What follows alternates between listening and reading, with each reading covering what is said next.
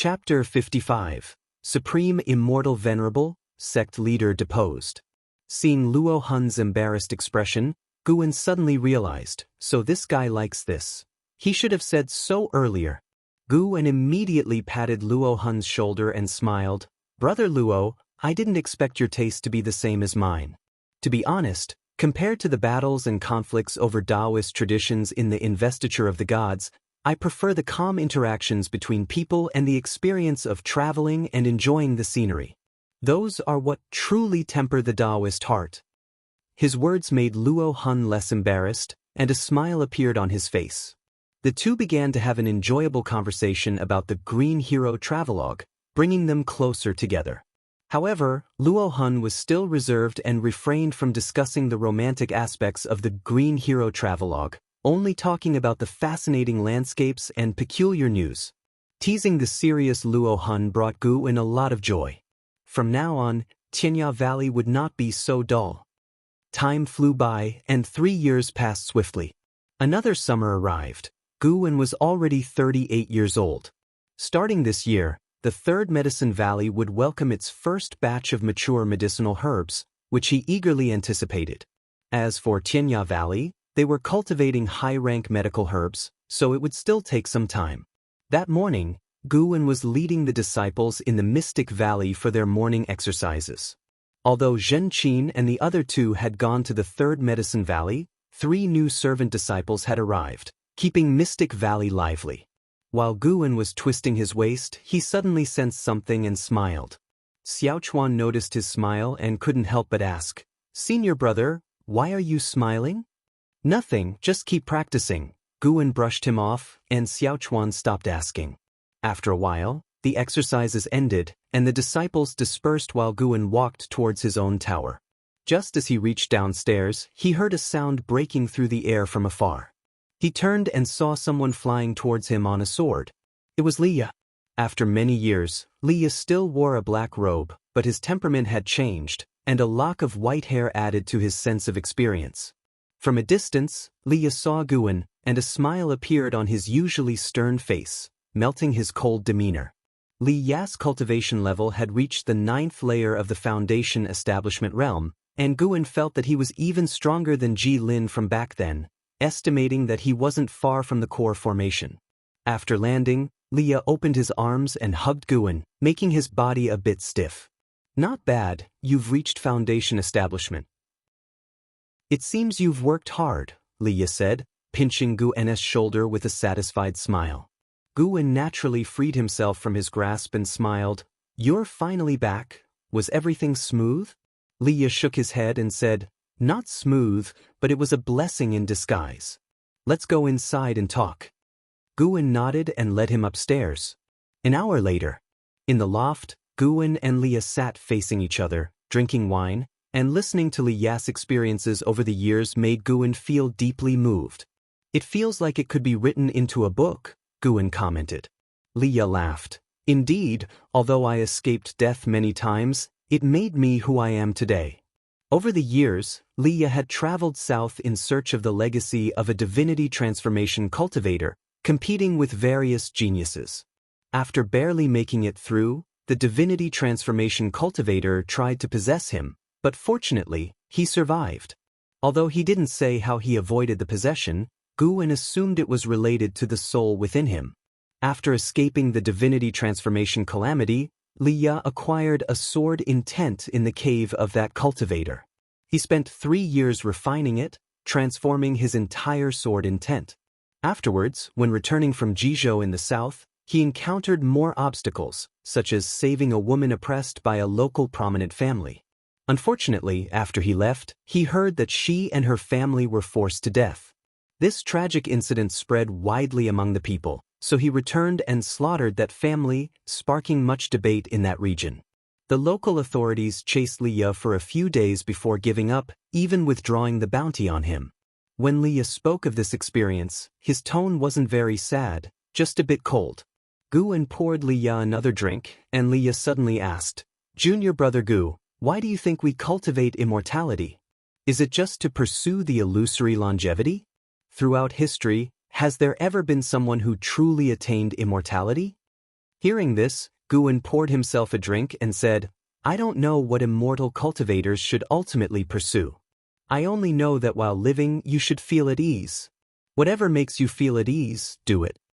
I plant flowers and herbs every day. To many, it seems like wasting the years of cultivation, but I find it interesting. The medicinal herbs I plant can help the sect, and isn't that somewhat meaningful? He didn't find Leah hypocritical. After experiencing certain things, one would naturally feel confused. After hearing this, Leah held his cup, lost in thought. He thought for an hour. Guan didn't disturb him, instead pulling out the Green Hero Travelogue to read. After finishing his thoughts, Li Ya's eyes became bright. He looked at Guan and said, Great truths are never found in temples, Junior Brother Gu. Thank you, I think I know what to do now. He stood up and took out a white jade bottle from his storage bag, saying, This is an elixir made from 1,000-year-old spirit fat.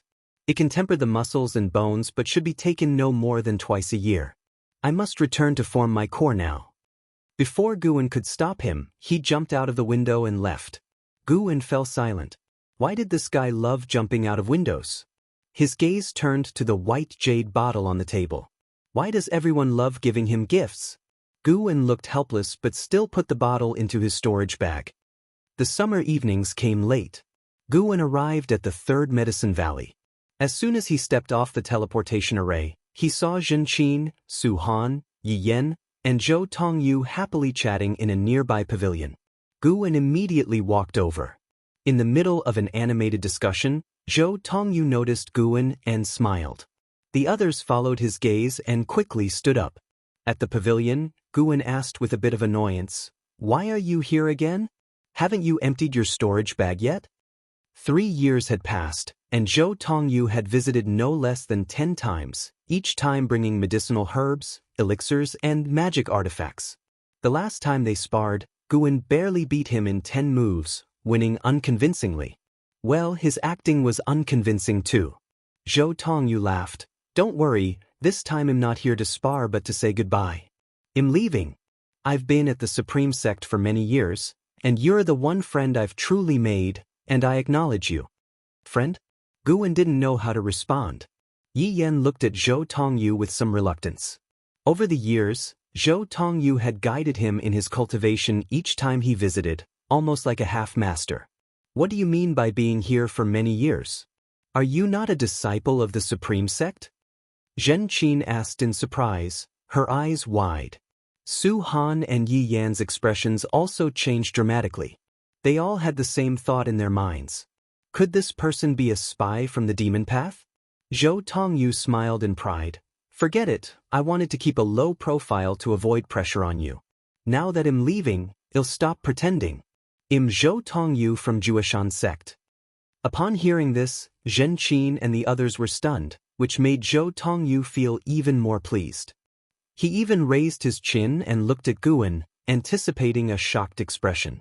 Guan's expression drastically changed, making Zhou Tongju's mood soar. However, Zhenqin suddenly asked sharply, Are you famous? Zhou Tongju's pupils slowly dilated, and he stood frozen. Guan worried he might change his mind and want to stay, so he said, Indeed, very famous, suppressing the entire younger generation of the Supreme Sect. Didn't expect this? Forgive me, forgive me. Upon hearing this, Zhou Tongju's expression relaxed, and Zhenqin and the others, following Guan's cue, began exclaiming in surprise. My heavens!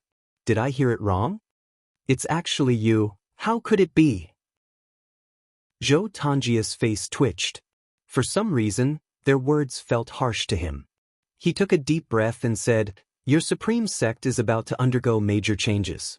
Be careful, take care. If fate allows, we will meet again. Having said that, he leaped and transformed into a light beam, flying towards the sky. The 3 disciples were stunned by his movement technique and watched in a daze as he left. Guan waved his hand and said, Disperse now, practice well, and form your foundation establishment soon, so you won't be unworthy of meeting him again. The 3 promptly paid respects and left. Guan pondered Zhou Tongju's words. Major changes in the Supreme Sect? He hoped it wouldn't affect his Medicine Valley. Turning around, he headed towards his tower. After entering the room, he closed the door, walked to the desk, and took out a pen and paper, beginning to draft Gu Zong and his son's book. The final volume of Investiture of the Gods had already been sent to the book collection hall. Next, it was time to write a new book. After the Investiture of the Gods, the next obvious choice was Journey to the West, but he feared its impact might be too significant, so he decided to set it aside for now and write a novel about Gu Zong and his son to cool things down, making Pan and look less like an immortal reincarnate. Recently, the outer sect disciples had praised Pan and as if he were an immortal incarnate, making Guan uneasy. He planned to use classic web novel plots from his previous life for the second book.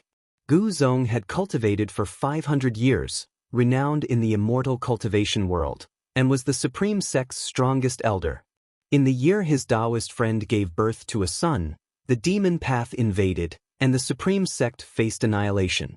Gu Zong used his divine skills to call upon the powers of heaven and earth, wiping out the demon path, but he fell into a space rift caused by his divine skills. The world believed him dead, not knowing that he had landed on a deserted island overseas, where he accidentally discovered an immortal's legacy. 20 years later, Gu Zong returned to find his son, Gu Yu, demoted to a servant disciple because someone had taken his heavenly spirit root. Zhou Tongyu was the same age as Gu Yu, and the two had been close since childhood. Even after Gu Yu's demotion, Zhou Tongyu looked forward to his rise. Over the subsequent centuries of enmity, they became the pillars of the Supreme Sect, protecting the peace of the immortal cultivation world. After pondering, Gu N's eyes sparkled. He began writing. Chapter 1, The Fallen Genius. The year after Zhou Tongyu left, in the spring, Guan went to the outer sect to submit his manuscript. Lu Chang was very interested in his Supreme Immortal Venerable and chatted with him for a long time. Upon leaving the book collection hall, Guan overheard disciples discussing that the sect leader, L.V. Badian, had suffered a deviation during cultivation and had fallen, with Elder Chu Tianqi taking over as sect leader. Guan was shocked. The sect leader had been killed? He quickly left the outer gate city and headed for the third Medicine Valley. Upon entering the valley, he saw Gu Yu waiting, with an elderly man with a hunched back standing behind him. The old man was thin, with white hair, wearing tattered clothes, and was scanning all the gardens. Seeing Guan flying in on his sword, Gu Yu smiled and stood up, saying, "You finally returned. This is an old relative of my father. You can call him Elder Tian. His spirit root qualification is poor, destined never to reach foundation establishment. He will stay in the Medicine Valley and assist you, so feel free to give him any task." Guan's eyes turned to the old man, his expression changing slightly. L.V. Baitin, Energy Cultivation Realm 6th Layer 742/850/3200.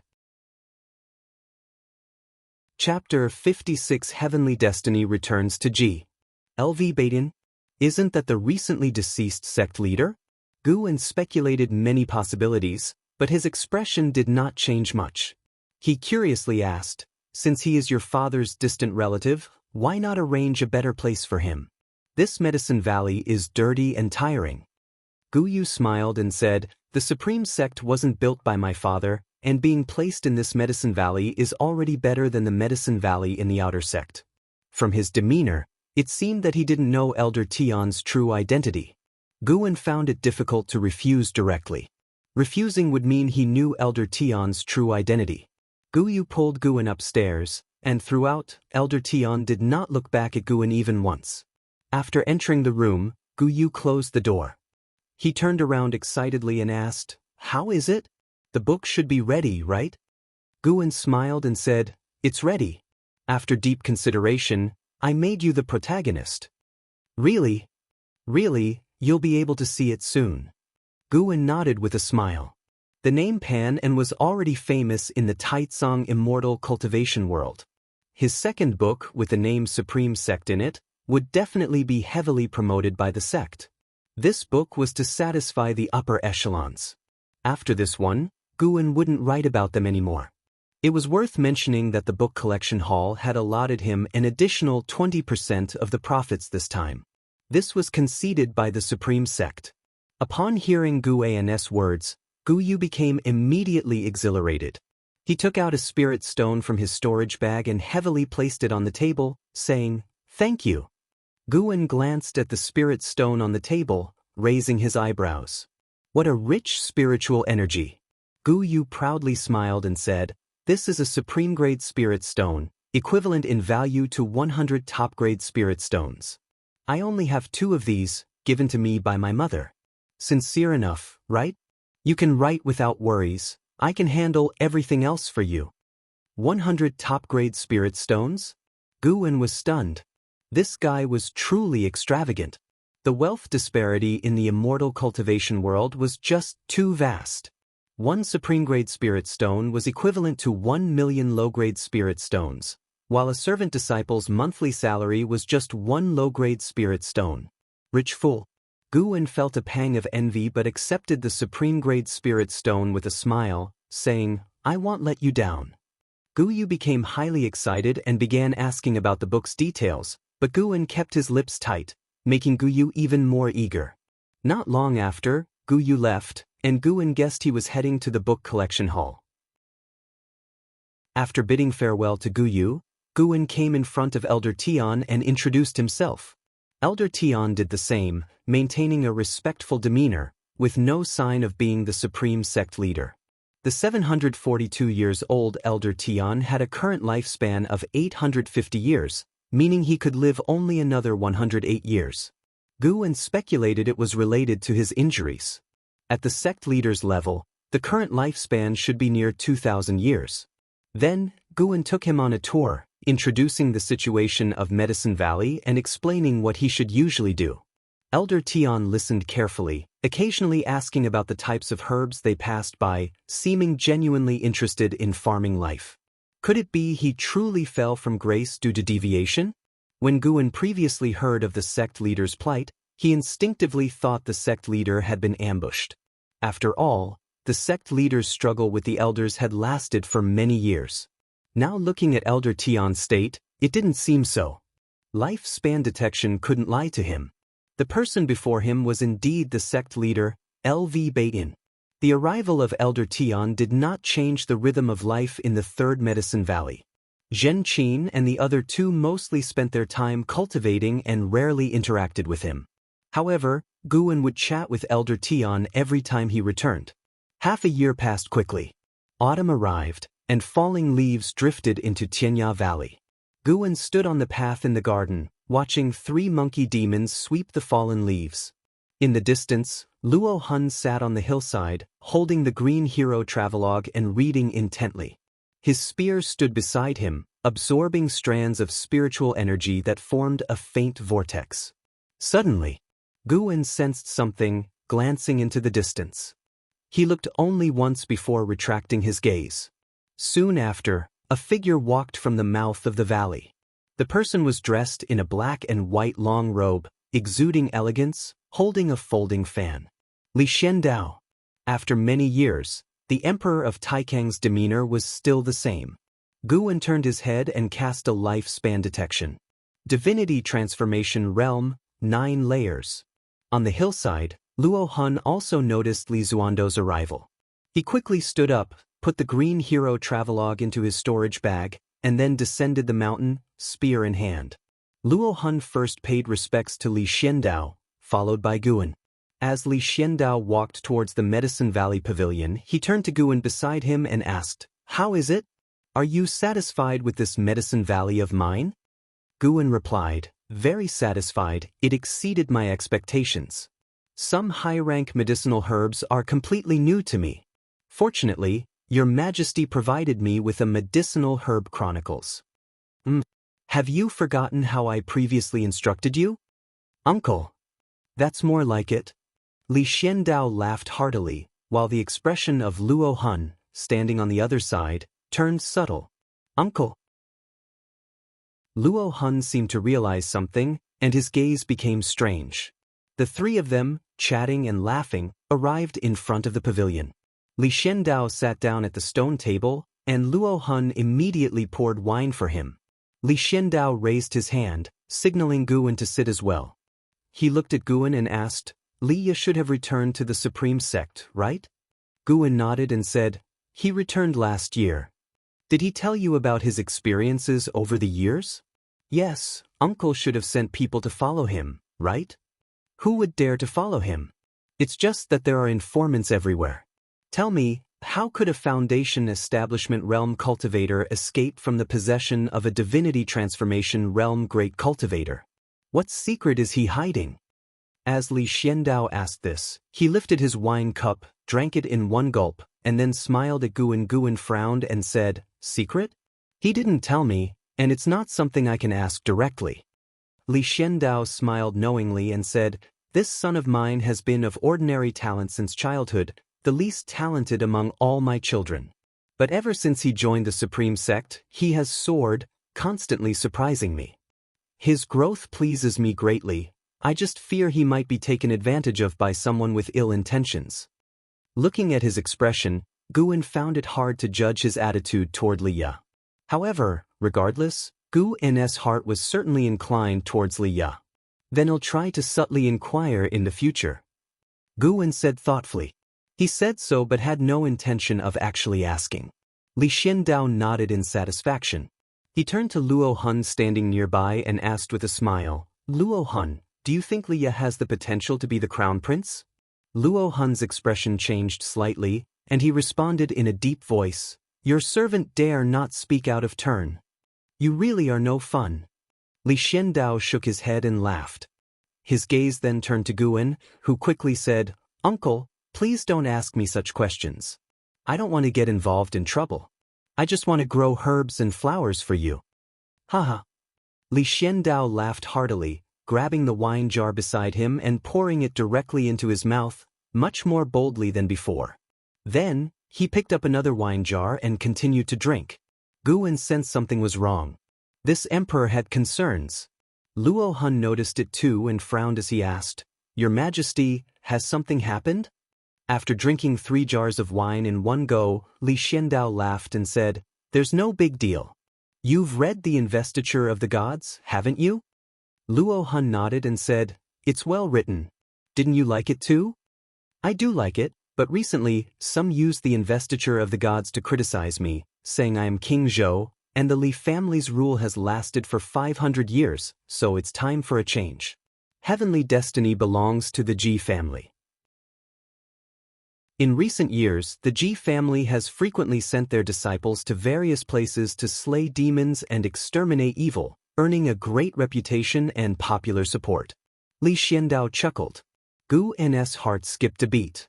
Luo Hun was furious and said in a deep voice, Your Majesty, who says that the heavenly destiny belongs to the Ji family?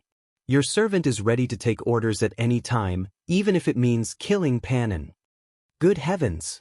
I won't bring you the green hero travelogue again. Guan was inwardly indignant, while his face showed a look of concern.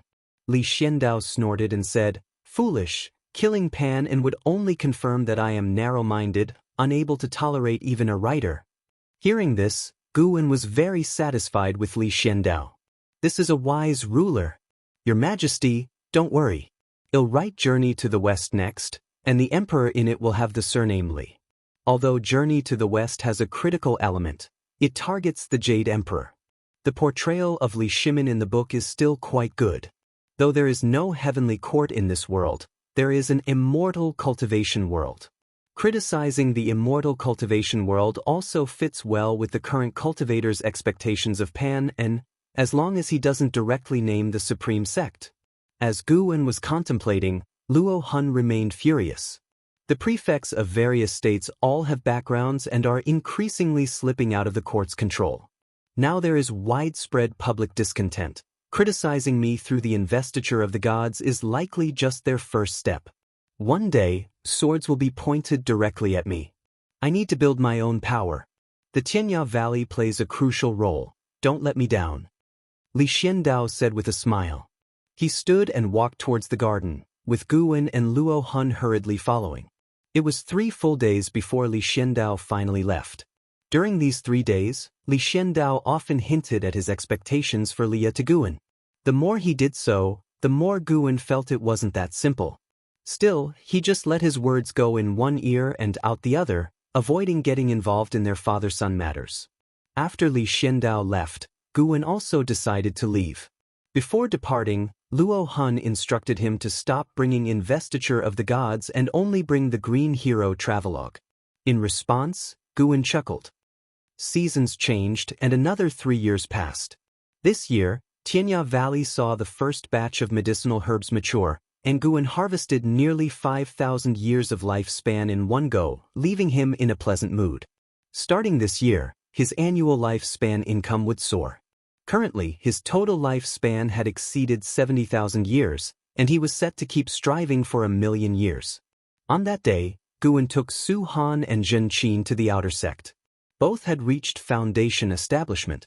Besides continuous cultivation, Guwen had also refined many low-rank elixirs for them, aiding their smooth foundation establishment. After sending them to the Hall of Elders in the outer sect, he turned to leave. Servant disciples had to register their identities at the Hall of Elders to officially become outer disciples. As he walked past a street, a familiar voice called out, "Senior brother, long time no see." Guwen turned and saw LV Jiojia, dressed in black from the Demon Extermination Hall, walking towards him, followed by 6 disciples from the same hall. "How have you been?" Guwen asked with a smile. Since the change in the sect leader, the Demon Extermination Hall had gained momentum, even surpassing the Law Enforcement Hall. It was common to encounter their members in the outer gate city. LV Jiojia came up to him, nodding and said, "Pretty good. Master just promoted me. Besides better treatment, I have more authority now. Senior brother, if you ever need anything, feel free to come to me." He took out a black token from his storage bag and handed it to Guwen. Chapter 57 Immortal Venerable's Grace, Daotian Sect Holy Daughter. Guwen held the token of the Demon Extermination Hall and did not refuse. He looked at Lu Jiojia and smiled with relief. "Not bad. You've now become the person you wanted to be back then." Hearing this, Lu Jiojia felt even more delighted. He smiled and said, "The past few years were indeed like walking on thin ice. I didn't dare to contact you, fearing I might implicate you. Now that the storm has passed, we can keep in touch more often." After a few words of small talk, Lu Jiojia hurriedly left with his entourage, saying that he had to catch a demon path spy. Guwen watched his departing figure, feeling slightly conflicted. The reputation of the Demon Extermination Hall was not good. It was both the most powerful hall within the outer sect and the most hated. It was said that if you offended someone from the Demon Extermination Hall, as long as they labeled you a demon path spy, you were as good as dead. Guwen clearly felt the disdainful and hateful glances toward him from the people around. He stopped thinking about it and turned to leave. An hour later, he arrived at the 3rd Medicine Valley. As soon as he reached the entrance, he saw Elder Tian standing in front of the stele, stroking his beard, lost in thought. Over the years, Guwen had become familiar with Elder Tian, who behaved like a servant disciple. Zhen Qin, Su Han, and Yiyan had not noticed anything unusual about him, and Guwen treated him as a servant disciple too. "Elderton, why are you standing here?" Guwen greeted as he walked toward him. Elder Tian looked at Guwen with a kind smile. His eyelids were almost closed, giving the impression that he was 1 foot in the grave. "Valley Master, I was pondering why this valley is called the 3rd Medicine Valley. Could it be that you have 2 other medicine valleys?" Elder Tian asked with a smile. Guwen walked up to the stele and chuckled, "Not at all. Besides this valley, I only have 1 other medicine valley. The reason it's called the 3rd Medicine Valley is my principle in life, which is not to strive for 1st or 2nd, but to aim for 3rd. I believe that being too prominent attracts trouble. The top 3 are all excellent, but 3rd place is the safest." When Elder Tian heard this, his eyelids lifted slightly as he fell into thought. Guwen patted his shoulder and smiled. "Today I brought roasted chicken and fine wine for us to taste. This spirit chicken cost me 10 low-grade spirit stones from the outer sect." Elder Tian snapped out of his thoughts and followed him. Yi Yan was not practicing his spear technique at the valley entrance but on a path in the central garden. He stood straight, holding the spear in one hand with his eyes closed, saying he was feeling the connection between himself and the spear.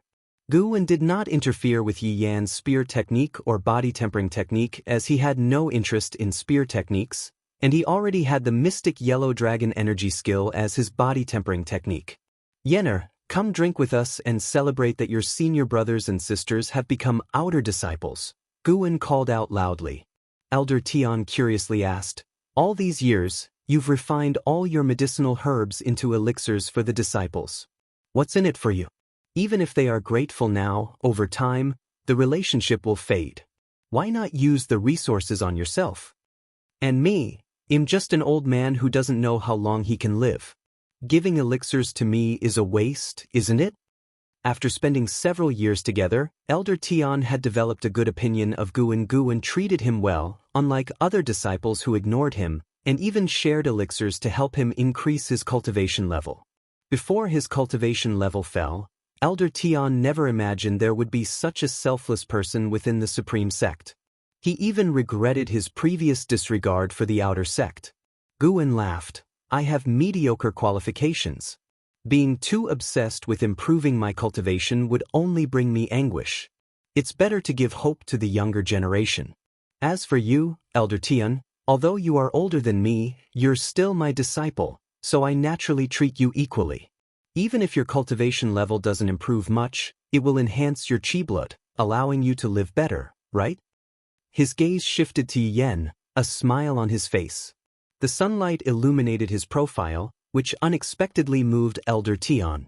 Elder Tian suddenly recalled the words of Gu Zong when recommending Guwen, don't be fooled by that kid's low cultivation level. The fact that he wrote the investiture of the gods shows his broad mind. After gaining fame and fortune, he still devotes himself to the Medicine Valley, tirelessly contributing to the Supreme Sect. In terms of character and demeanor, I believe he surpasses great cultivators of the void-crossing realm. Thinking about this, Elder Tian's mouth curled into a smile, seemingly infected by Guwen's warmth. Soon, the three of them gathered around a stone table, drinking and eating meat. Guwen shared his encounters of the day. Besides Zhen Qin and Su Han, he also mentioned the Demon Extermination Hall to gauge Elder Tian's reaction. However, Elder Tian remained indifferent, focusing on his chicken leg. Yi Yen chimed in. I think the Demon Extermination Hall is quite good. Recently in Mystic Valley, there were several encounters with demon cultivators. The outer sect is indeed too chaotic. The bad reputation of the Demon Extermination Hall might be fueled by demon path spies behind the scenes. Guwen nodded, it was a possibility. Since the establishment of the Demon Extermination Hall, Mystic Valley had not seen any demon cultivators, nor had any spies from the Thousand Autumn Pavilion come for him. Master, once I reach the Foundation establishment, I don't want to stay in the Supreme Sect. I want to join the military, Yi Yen suddenly said. Goodness! Saying you want to jump ship right in front of the former sect leader? Guwen asked, why? Yi Yan's face was firm. The Supreme Sect values spirit root qualification. For someone like me, it's hard to stand out. Also, joining the military allows me to slay demons and save the populace. My parents were killed by demons. I vowed from a young age that once I learned spells, I would travel the world as a wandering hero, slaying demons and monsters. Elder Tian looked at him and nodded slightly. Guwen smiled. I didn't expect you to have such grand ambitions. Master supports you. Yi Yen smiled, immediately lifting a bowl of wine to toast Guwen, then poured another bowl to clink with Elder Tian. The atmosphere became even more harmonious. After opening up, Yi Yen spoke more than usual, making Elder Tian talkative as well. Master, will you transfer disciples from Mystic Valley? Yi Yen asked. Guwen shook his head. Let's wait until you reach Foundation establishment.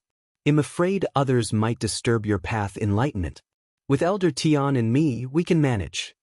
Each area was already running smoothly, and daily chores were not many. Hearing this, Yi Yen felt even more touched. Guwen began to envision the future with him, drinking spiritual wine one jar after another until he became drunk. At the end of summer, the scorching heat of the world was receding. Guwen stood on the grass of Mystic Valley, watching 4 cultivators from the demon extermination hall fly away, silently. Wuxia approached, saying, "Senior brother, what are you daydreaming about? There are so many boxes. Aren't you going to check them?" Those 4 were sent by Lu Jiujia to deliver gifts to Mystic Valley. After waiting half a day for Guan to return, they finally left. Guan withdrew his gaze, looked at Wuxia and smiled. "You do the counting. They're probably medicinal herbs." Wuxia's face lit up. This feeling of being trusted was wonderful. Now, Guan had handed over the management of Mystic Valley entirely to Wuxia. He only came to pick the herbs, and Wuxia had no objections to this. Guan helping to shoulder part of the labor was something he could not resist. He sought power, not to drive Guan away. Without Guan, he felt Mystic Valley lacked something. Therefore, during Guan's absence, he focused almost entirely on cultivating. Guan turned and walked toward the transmission array platform. After a while, he arrived at the 3rd Medicine Valley. Since Zhen Qin and Su Han became outer disciples, this Medicine Valley had become very deserted. After finishing his work, Yi Yan would go to practice his spear, and Elder Tian was a man of few words. Guan stepped off the array platform and saw Elder Tian squatting in the garden, admiring a 4th-grade medicinal herb. The old man often dazed off, something Guan had gotten used to. He entered the pavilion and took out the Ziwei Array Chronicles. For the past year, he had been secretly studying the Ziwei Array Chronicles and gained considerable insights. Hours later, Guan sensed something, immediately placing the Ziwei Array Chronicles back into his storage bag, then waited in the house. "Guan! Guan! Come out quickly!" Guan heard Guye's call, his voice growing louder as he descended. The rascal started shouting as soon as he landed. He stood up and walked out of the pavilion, standing on the 2nd-floor balcony, and saw Gu Zong and Gu Yu flying in on a golden wheel at lightning speed. After landing, Gu Zong stored the magic artifact in his sleeve, and Gu Yu stepped forward excitedly. "Guan, you're ahem." Gu Zong cleared his throat, and Gu Yu realized something, promptly closing his mouth. Guan stood upstairs, smiling. "Come up and talk." Gu Yu nodded and quickly went upstairs while Gu Zong turned back and waved to Elder Tian. The 4 gathered in the 2nd-floor room, and Gu Zong raised his hand, casting a spell, forming 2 restrictions at the windowsill. Gu Yu pulled Guan to sit down, saying excitedly, "The Supreme Immortal Venerable is a complete success. The entire Immortal cultivation world is watching, and even the surrounding dynasties and sects are buying this book from the Supreme Sect." Haha. A few years ago, when Supreme Immortal Venerable first came out, many mocked Pan and for losing his talent. Who would have thought that now, everyone would be eager to read it, all expecting me, Gu Yu, to prove my genius? Seeing his excitement, Guan couldn't help but smile.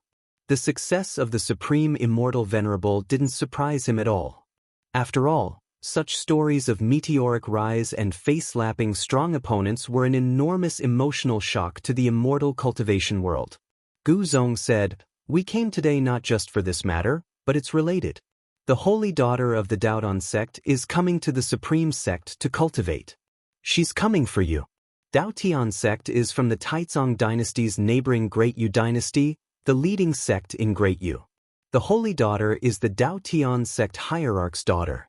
Her coming will establish a long-term friendly relationship between the Supreme Sect and Daotian sect.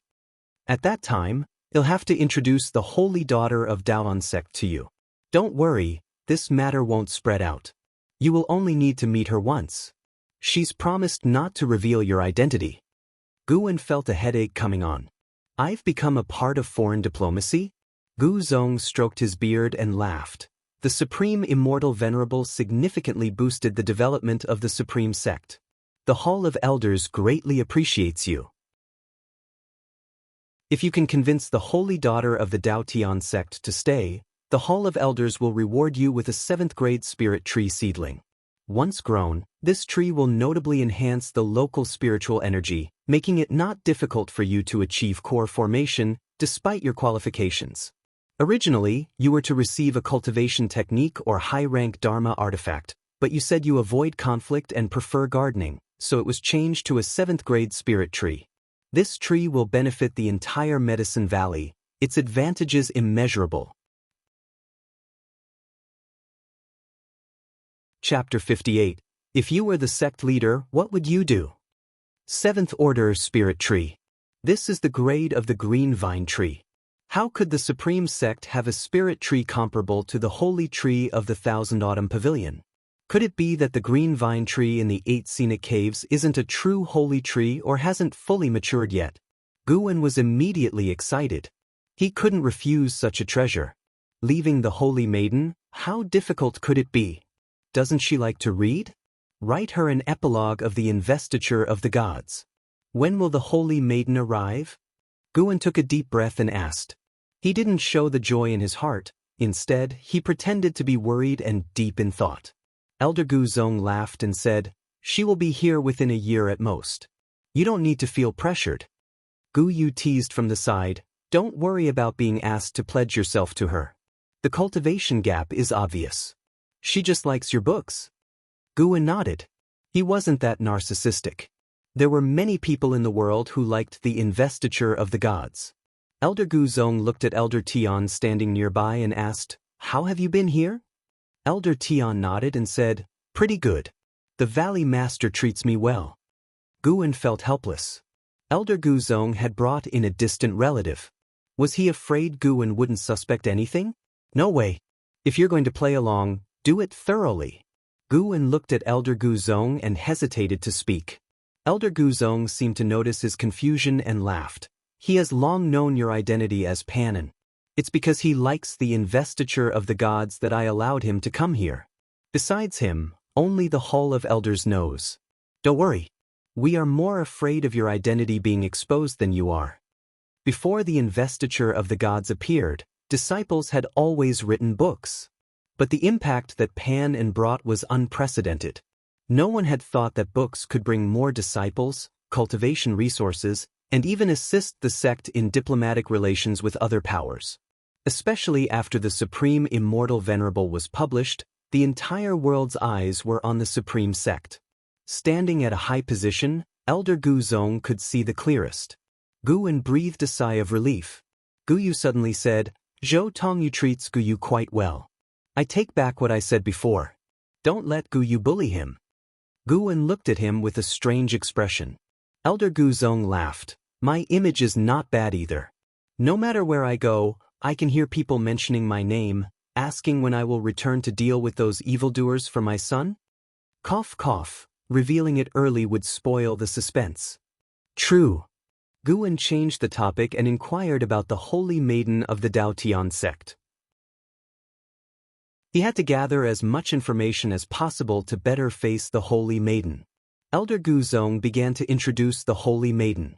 Shenzhen, with 3 spirit roots, is the youngest daughter of the sect hierarch of the Daotian sect. Her talent isn't top-notch, but her understanding of musical spells is exceptionally high, and she loves the arts like playing musical instruments, chess, calligraphy, and painting. Just based on the introduction, Guwen felt that Shenzhen's personality wasn't strong. If she liked the arts, she should have a good temperament. Late at night, in the 8 scenic caves.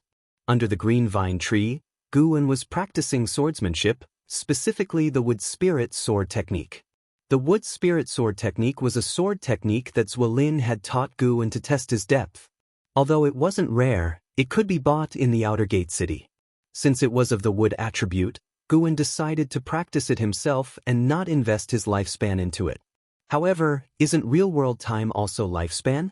With his extraordinary Taitsong divine shocking swordsmanship achievement and his current top-grade 5 elements heavenly spirit root, Guwen found a sense of genius in the wood spirit sword technique. He had already mastered the wood spirit sword technique and was now pursuing a higher realm. Every cultivation technique, spell, and ultimate skill had minor realms.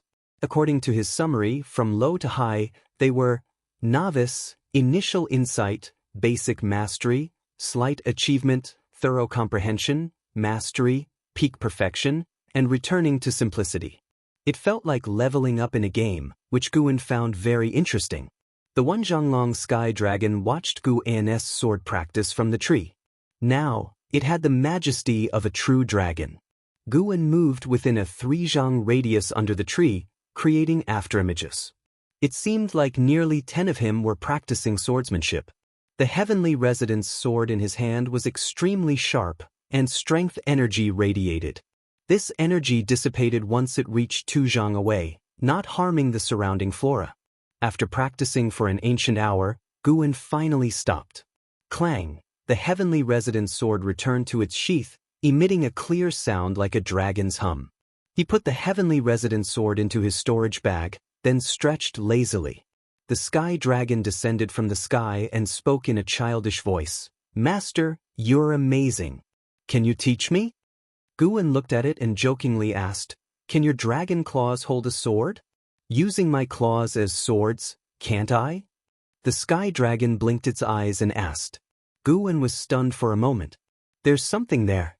He immediately took out the wood spirit sword technique manual he had drawn from his storage bag and tossed it to the sky dragon, saying, "Then practice by yourself.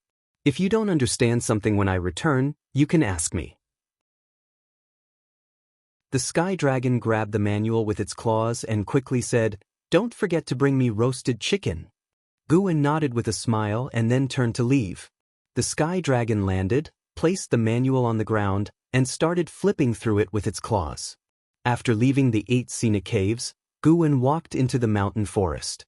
Under the night sky, the forest was covered in snow, but he didn't leave any footprints.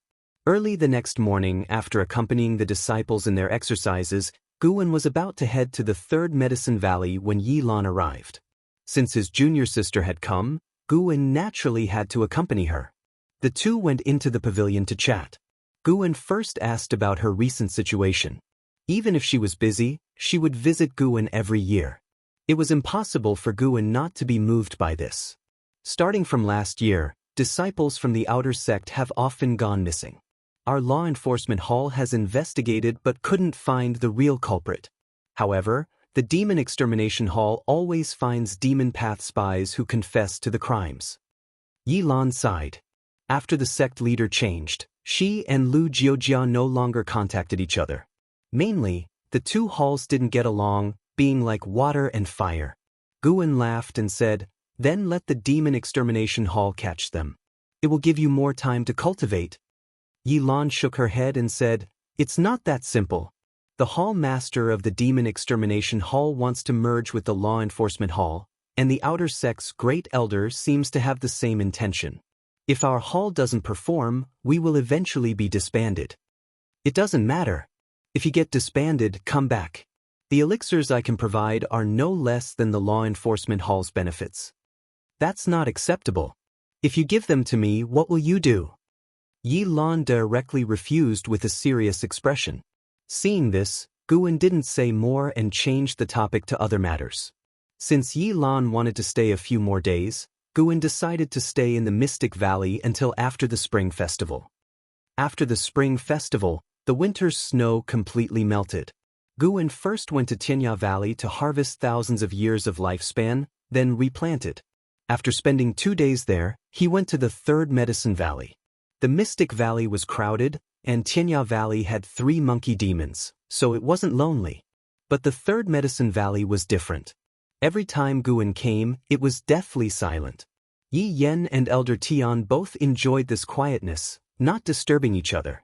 Guwen walked into a garden area and began harvesting mature medicinal herbs. Elder Tian came over and curiously asked, "Why do you always pick the herbs yourself?" Guwen replied, "I have to do some work. And when I personally pick and package them, it gives me a sense of contributing to the sect." Upon hearing this, Elder Tian laughed, "You are indeed contributing, not just self-satisfying." I hope the higher-ups think the same. Guwen laughed lightly as he harvested. Elder Tian suddenly asked, "If you were made sect leader, what would you do?" Guwen's heart skipped a beat, but his actions didn't falter. He said annoyed, "Stop thinking about it. You're not the sect leader, and you can't pass it to me. Besides, I can only manage the Medicine Valley, not the millions of disciples in the Supreme Sect. With my current cultivation level, who would respect me as the sect leader?" He didn't want to be the sect leader. He wanted to cultivate in peace, not face pressure. If he became the sect leader, he couldn't escape if he encountered an invincible enemy. Guwen wasn't loyal enough to lay down his life for the supreme sect. Elder Tian chuckled and stopped pressing the issue. After Guwen finished harvesting, they both walked towards the pavilion. I actually know an incredible cultivation technique. Do you want to learn it? Even Elder Guzong doesn't know about it, Elder Tian suddenly asked. I don't want to learn. Isn't writing books better? You know I don't cultivate much, relying on elixirs to progress. You're still young, why are you don't understand? This is called enjoying life. I like to go with the flow. Of course, that's just me, everyone has different pursuits. Guwen said casually. Why was this old fellow talking so much today? Trying to ruin my Taoist heart? Elder Tian wanted to continue, but suddenly there was a sound from the sky. The two turned to look and saw Elder Guzong flying over on a magic artifact, with a woman in black standing behind him, her face covered by a veil, revealing only her bright, enchanting eyes. The holy maiden of the Daotian sect had arrived? Guwen asked Elder Tian to take the herbs inside while he went to greet Elder Guzong and the woman. He cast a life span detection. Shenzhen, Core Formation Realm 2nd Layer 78/660/1050. After landing, Elder Guzong laughed and said, Guwen, this is the holy maiden of the Daotian sect, Shenzhen. You must entertain her well. He turned to face Shenzhen. She raised her hand to salute him. He nodded and quickly left on his golden wheel. Shenzhen looked at Guwen with her bright eyes, carefully examining him. Just by her eyes, one could imagine she was a rare beauty. Guwen raised his hand in greeting and said, I am Guwen, greetings, Miss Shen. Shenzhen nodded slightly and curiously asked, Which do you prefer, Investiture of the Gods or Supreme Immortal Venerable? Testing me right from the start? Guwen's expression remained unchanged. I like both. People can't just like one book. Different moods lead to wanting to read different books, don't you agree? Shenzhen's eyes lit up. I actually wrote a book too. Would you like to read it? Shenzhen blinked her eyes and asked. Guwen naturally didn't refuse. Shall we look at it upstairs? Shenzhen nodded and followed Guwen to the second floor of the pavilion. Guwen wanted to leave the door open, as it could be awkward being a man and a woman alone in a room. But Shenzhen closed the door. They sat at a table, and Shenzhen took out a book from her storage bag. Her brows furrowed as if hesitating. After some thought, she handed the book to Guwen. When Guwen took it and saw the title, his eyelid twitched. Black Heroes Travelogue? What the heck? Chapter 59. The Great Demon Catastrophe. That book title is not proper at all. Guwen suddenly dared not open the book, fearing that the author of Green Heroes Travelogue might be Shenzhen. Then his admiration for the author would be shattered. But no, Shenzhen was from the Daotian sect of the Great Yu dynasty. How could she possibly publish a book in the Supreme Sect? Having thought it through, Guwen calmed himself and began to read Black Heroes Travelogue. Shenzhen lowered her gaze to the table, her ears slightly red through her long hair. After finishing the first page, Guwen let out a sigh of relief. She was not the author of Green Heroes Travelogue. The difference was clear between her writing and that of Green Heroes Travelogue, but it was evident she was indeed imitating it. He patiently read on. Every story in Green Heroes Travelogue began with the local landscape, first depicting the scenery, then the interactions between people. Black Heroes Travelogue followed the same format. However, Shenzhen's experience was clearly not as rich as that of the author of Green Heroes Travelogue. The description of the mountains and rivers in her book seemed lacking, at least in Guwen's eyes. It didn't have the vivid imagery of Green Heroes Travelogue. The room fell silent. Later on, Shenzhen got up and went to look at the bookshelf beside her. After nearly an hour, Guwen finally closed Black Heroes Travelogue. Shenzhen, holding a book, turned around and asked, How was it? Guwen asked, Do you like Green Heroes Travelogue? Standing by the bookshelf, Shenzhen nodded slightly and said, Besides cultivation techniques, the first book I ever read was Green Heroes Travelogue. but my favorite is still your Supreme Immortal Venerable. Alright, it was indeed quite conventional, but it was sincere. Guan smiled and said, actually, I really like Green Hero's Travelogue too. It was because of reading it that I couldn't resist picking up a pen myself. Shenzhen immediately walked over, obviously more excited than before, her eyes sparkling as she began to discuss Green Hero's Travelogue with Guan. Although her Black Hero's Travelogue also had romantic elements, they weren't as explicit as those in Green Hero's Travelogue, making it a more conventional book. Their relationship quickly grew closer through their shared love of Green Hero's Travelogue. From Green Hero's Travelogue, their conversation moved to Investiture of the Gods, and then to Supreme Immortal Venerable. After a long time, Guan couldn't help but ask, have you ever met the author of Green Hero's Travelogue? Shenzhen shook her head slightly and said, although I really like his Green Hero's Travelogue, I feel he is not very proper, and I don't wish to meet him. You are different. From Investiture of the Gods to Supreme Immortal Venerable, your styles are so varied that I am very curious about you. Guan felt a little regretful upon hearing this. Who exactly was Green Hero? This was his greatest curiosity within the Supreme Sect. After writing Supreme Immortal Venerable, will you continue to write about Taoist tradition conflicts similar to Investiture of the Gods? Shenzhen asked. Looking at Guan, Guan gave an ambiguous answer. Probably. What about you, Miss Shin? Will you be staying in the Supreme Sect? Shenzhen smiled and said, is the Supreme Sect giving you pressure? Actually, we just need a nominal alliance. The Daotian sect also needs to ally with the Supreme Sect to deter other sects within the Great Yu dynasty and to face the Great Demon Catastrophe together. Guan raised an eyebrow and asked, what is this Great Demon Catastrophe?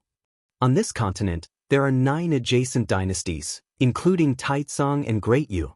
The 9 dynasties have expelled powerful demons, turning the regions outside the 9 dynasties into places overrun by demons. Now, the demons outside have become powerful enough to threaten the 9 dynasties. Even though various immortal cultivation sects often send disciples to exterminate demons, the vast regions outside always have some exceptionally talented demons that grow. Within 100 years, the 9 dynasties will face a demonic catastrophe not seen in thousands of years, during which dynasties will inevitably fall. As Shenzhen spoke of this, her eyes were full of gravity. Guan felt a sense of pressure assailing him upon hearing this. He had already imagined the scene of mountains and rivers shattering, the Supreme Sect struggling to hold the front lines, and forcibly conscripting servant disciples to the battlefield. No way. Within 100 years, he had to extend his lifespan to 1,000,000 years and unlock the next function to rapidly boost his cultivation level. Guan thought to himself, and then asked, if that's the case, why don't you focus on cultivation instead of writing books? Shenzhen was not as talented as Ji Xiaoyu or Zhou Tongyu, nor even Li Ye, but her aptitude was not bad, and she had the backing of the Daotian sect. As long as she was willing to cultivate, she surely could advance further. Upon hearing this, Shenzhen chuckled and said, everyone has their own destiny. Cultivation is not my destiny.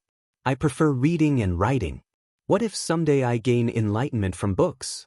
Who says you must absorb nature's spiritual energy to gain enlightenment? Throughout all the books I've read, it seems no energy absorption cultivator has lived until the present. Guan couldn't help but look at her differently. She really dared to think big. After chatting for a while, Shenzhen prepared to leave and Guan stood up to see her off. When they got downstairs, she summoned a flying sword, leaped onto it, and left a parting remark as she flew towards the horizon. Young Master Gu, I will set my cave residence nearby.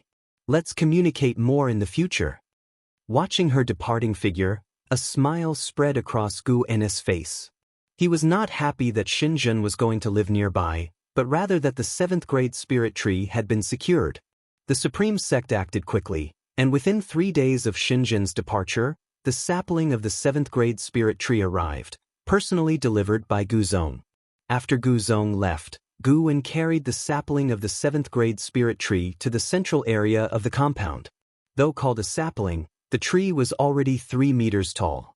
Guwen planted it on the grass connecting the 4 segments of the park, with Elder Tian and Yen watching from behind. After planting it, Guwen looked at the tree with a beaming smile on his face. Mystic Pure Tree, 7th grade 48/8999/65,000, a limited lifespan of 65,000 years, beyond compare for mortals. Elder Tian chuckled and said, "The Mystic Pure Tree is extraordinary. Though it doesn't bear fruit, cultivating beneath it can calm the mind and refresh the spirit." Gu and his smile grew even brighter upon hearing this. He said, "Elder Tian, you must take good care of the Mystic Pure Tree and ensure no harm comes to it. Don't worry, since it's rooted, its life force is stronger than my old bones." Hearing Elder Tian's words, Guwen shook his head and laughed. This old man had a bit of humor in himself. Then, Guwen turned and left. Elder Tian and Yen stayed by the tree, chatting leisurely and did not follow him. Guwen made his way to the edge of the Medicine Valley near the mountain wall.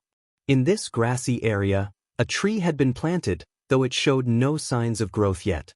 It was the root of the 6th grade human face tree that Yi Lan had previously given him. This tree root had been buried for several years, still in a state of revival with its age at 0. Guwen had tried to help it with his own would attribute spiritual power, but it was like a bottomless pit, absorbing his spiritual power without any noticeable effect. He squatted in front of the root of the human face tree, which had only a wooden tip protruding from the soil. After watching it for a while, Guwen suddenly felt a faint flow of spiritual energy from the ground towards the human face tree. Tracing the source, it came from the Mystic Pure Tree. Could the Mystic Pure Tree help the human face tree revive? Guwen was delighted by this thought but also a bit worried that the human face tree might drain the Mystic Pure Tree. After all, this thing came from the Thousand Autumn Pavilion, a name with somewhat ominous connotations. If the human face tree turned out to be an evil entity upon growing, Guwen would uproot it. He couldn't allow it to destroy the 3rd Medicine Valley.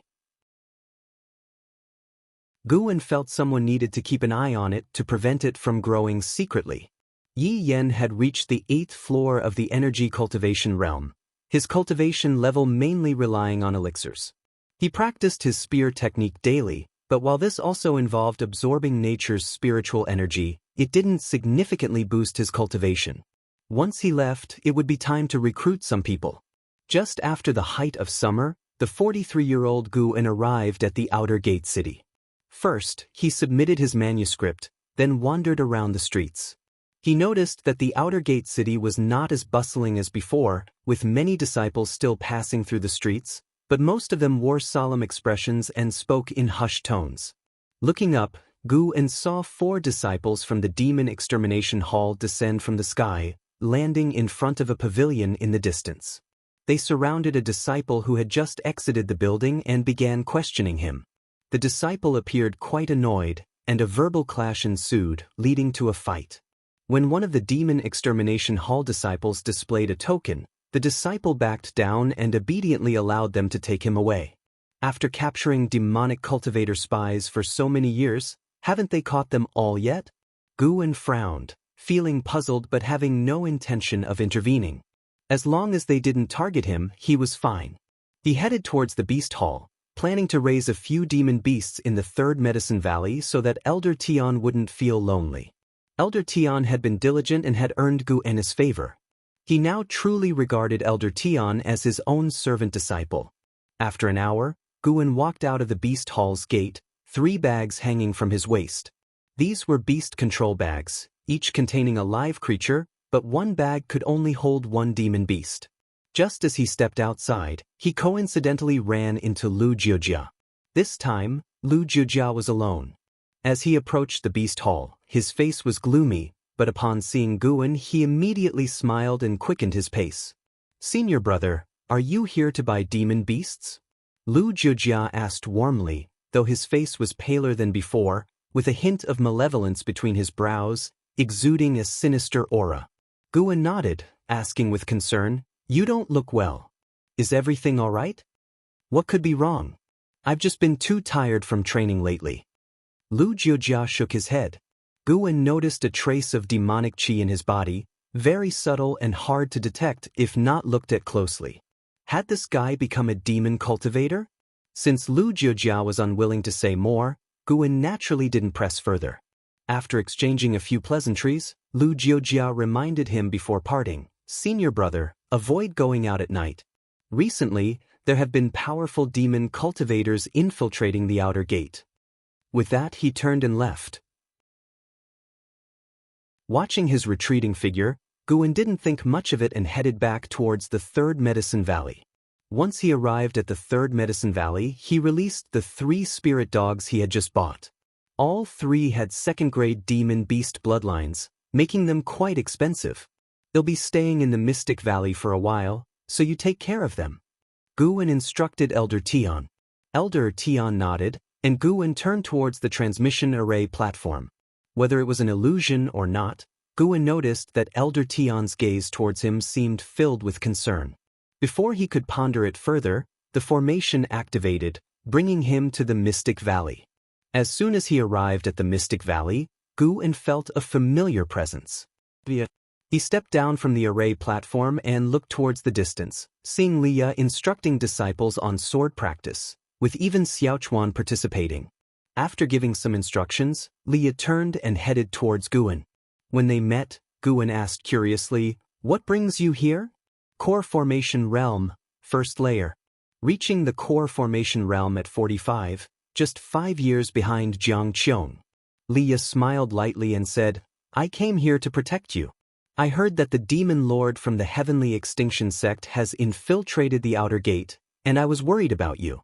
I plan to go to the inner sect only after this matter is resolved." Chapter 60, Ancestor Save Me.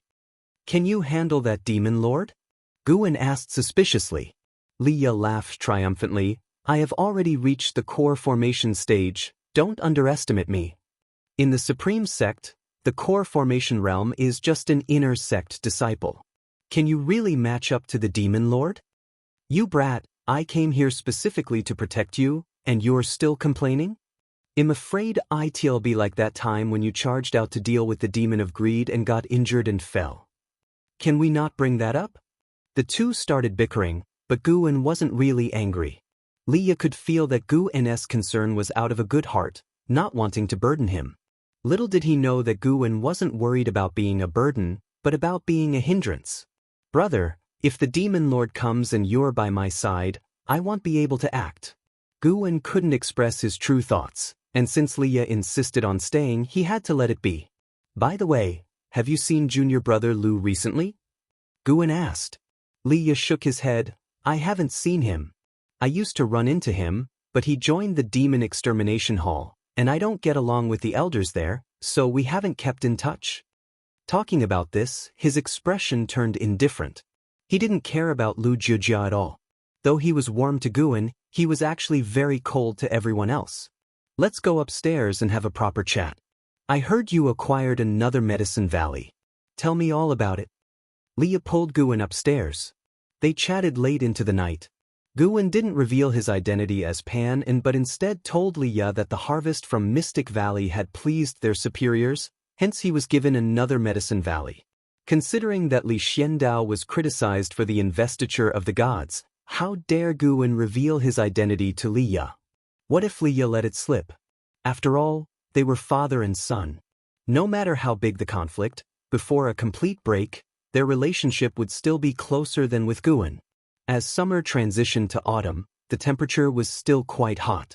10 days had passed since Leah came, and Mystic Valley hadn't encountered any danger during this time. Guwen even went out to manage the caves of the outer sect disciples, with Leah insisting on accompanying him. However, upon reaching the caves, he didn't go inside, fearing he might trouble Guwen. Guwen wanted Leah to stay in Mystic Valley to protect the disciples, but Leah didn't care about anyone else. As he said, teaching swordsmanship to those disciples was already a favor to Guwen. That evening, Guwen was picking ripe medicinal herbs, while Leah was meditating at the mountain peak on the west. The setting sun hung just above his head, giving him the aura of an unrivaled master. Suddenly, Guwen sensed something, his right hand paused, and then he continued picking the herbs. There really is a demon lord, I hope he doesn't eye my medicine valley. Guan thought silently. The opponent's aura far exceeded the Foundation establishment realm but did not pose a threat to his perception. The faint demonic aura began to drift away from Mystic Valley, which relieved him. Compared to gaining a few decades of lifespan from killing someone, he was more afraid of exposing his strength. As night fell, Guan was inside the house reading the Ziwei Array Chronicles, absorbed in the formations related to the wood attribute. His brows suddenly furrowed, followed by a sigh. Mystic Valley wasn't attracting trouble, but Leah drew the attention of the Demon Lord. On the mountain peak, Leah, who was meditating and absorbing energy, suddenly opened his eyes. He stood up and walked to the edge of the cliff, looking down at the forest below. About 100 feet away from his mountain, a mysterious figure like a ghost stood under a tree, gazing at him from afar. Under the moonlight, the mysterious figure almost blended into the darkness, visible only when close. Leah frowned, raised his hand pointing afar, and then leaped into the night sky. The mysterious figure turned into black mist and vanished without a trace. A stick of incense later, Leah landed beside a river in the mountains. This river flowed through the hills, about 2 yards wide, shimmering under the moonlight. As soon as he landed, a mass of black mist appeared out of thin air on the meadow across the river, forming into a human figure. Leah asked, "You're not the demon lord of the Heavenly Extinction Sect. You seem to know me?" The mysterious figure responded in a hoarse voice. "Prince Leah, inheritor of Jizha's first sword cultivator's divinity transformation sword intent, meeting you is quite a pleasant surprise." Leah drew the treasure sword from his waist, pointing it at the shadow in the distance, playing tricks. As his voice fell, his body erupted with violent sword chi, causing his black robe to flutter like flames. 7 silver sword shadows swiftly formed around him, shining brightly under the night sky. "You dare defy me, a core formation stage?" The mysterious figure snickered disdainfully. He again turned into demonic chi and vanished, reappearing behind Leah almost instantly. Leah's pupils contracted. He leaped up, turning his body to slash backward. The 7 silver sword shadows swiftly shot towards the mysterious figure. Boom, boom, boom. The silver sword shadows hit the ground one after another, stirring up billowing dust, causing nearby trees to shake violently. Leah, still in midair, hadn't seen whether the mysterious figure was hit when a strong wind swept past, sending him flying horizontally. Leah plummeted into the forest like an arrow, crashing through trees for several hundred feet before he finally came to a stop. As the dust settled, Leah, covered in blood, leaned against a tree trunk, which was filled with cracks and still trembling. The mysterious figure appeared in midair, looking down at Leah. "Boy, having just reached the core formation stage, you dare to oppose me? Do you know my realm?" Leah struggled to raise his head, seeing his vision stained with blood. "Damn it!" Leah gritted his teeth, trying hard to stand up but to no avail. "Sigh, why do you always get hurt, boy? You're not just risking your own life, you're putting your ancestor's life in danger too." An aged voice sounded in Leah's mind, full of helplessness. The mysterious figure raised his right hand, aiming at Leah from a distance, surrounded by demonic chi and shrouded in darkness, not revealing his true face. Just as he was about to speak, a hand engulfed in demonic chi pressed on his shoulder, making him freeze entirely. In an instant, branches sprouted from his body, mixed with blood, blooming like a flower in the air. The demonic chi dispersed, revealing a middle-aged man, his outer sect elder robes pierced by branches, his ferocious face showing an expression of disbelief. He turned his head, catching a glimpse of a purple-black figure standing behind him. "Demon Shadow Divine Skill? You." The middle-aged man trembled. Leah's eyes widened angrily. "Elder Qin, why is it you?" Before Elder Qin could respond, the storage bag at his waist was taken by the person behind him. Immediately, the branches on his body ignited with green fire, quickly burning him to ashes, taking both body and soul. The purple-black figure stood in mid-air, maintaining the posture of grabbing Elder Chen's shoulder. Leah below felt immense pressure, knowing that Elder Chen was a great cultivator of the nascent soul realm, yet he was swiftly wiped out without the ability to resist? Void crossing realm. At least above the 5th layer. The aged voice in Li Ya's mind turned serious. The words, void crossing realm, made Li Ya's heart pound. The night forest fell into silence, Li Ya's heart in his throat, ready to defend against the opponent's attack at any moment. He screamed in his mind, "Ancestor, save me." After a few breaths, the purple-black figure vanished without a trace, leaving Li Ya shivering, looking around frantically. He's gone. He must have weighed something. The aged voice reassured in Li Ya's mind, easing his tension. Brat, forget about Guan. Go to the inner sect immediately. This outer sect is getting more sinister by the day. Someone must be defying the heavens. Staying longer will only bring disaster. The aged voice turned stern, while Li Ya remained silent. In Mystic Valley's pavilion, Guan looked at the storage bag in his hand, sighing softly. Senior brother Li, I'm sorry. If I don't injure you a bit, you'll never leave here. Guan felt guilty. After all, Li Ya came for him. Although Elder Chen clearly intended to capture Li Ya, if he directly went to the inner sect, there wouldn't be further trouble. He decided to give Li Ya more medicinal herbs when he returned. Slaying Elder Chen gained him 37 years of lifespan, neither too much nor too little. He began to examine Elder Chen's storage bag, sweeping it several times with his divine sense to extract and destroy any potentially dangerous items. By dawn, Li Ya finally returned. He had changed into clean clothes, looking as if he hadn't experienced a fierce battle. Guan met him downstairs and asked, Senior brother Li, why do you look unwell? Li Ya forced a smile. I had a minor mishap while practicing last night, it's nothing serious. Guan furrowed his brows and dragged him upstairs, taking out dozens of bottles of elixirs, claiming he had stocked them up. Li Ya asked in surprise, Junior brother Gu, what is this? You came back from outside the valley looking unwell. You must have encountered a battle last night, correct? Guan said seriously. Li Ya's expression turned grim. He took a deep breath. I did encounter a demon cultivator last night and got injured. Junior brother Gu, you should move to the inner sect Medicine Valley. Staying in the outer sect is not safe. Not safe? I don't believe it.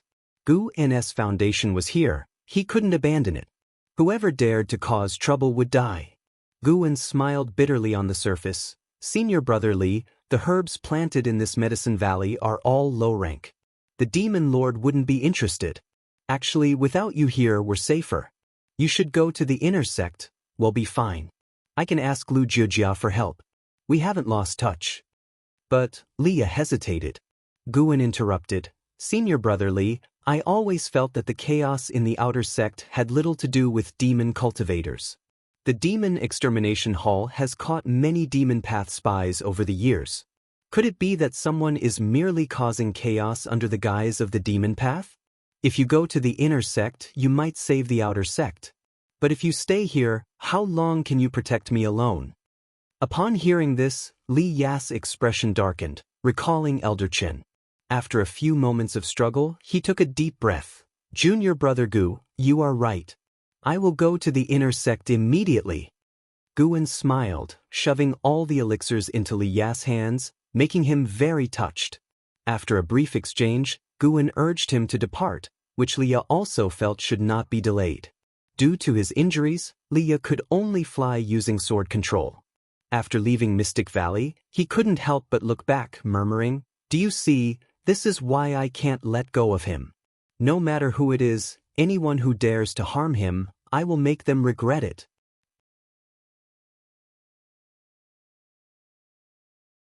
Chapter 61 The Secret of the Supreme Sect, the division between right and evil. After Li Ya left, Guan quietly put Elder Chen's storage bag into the 8 scenic caves, and in the afternoon, he came to the 3rd Medicine Valley.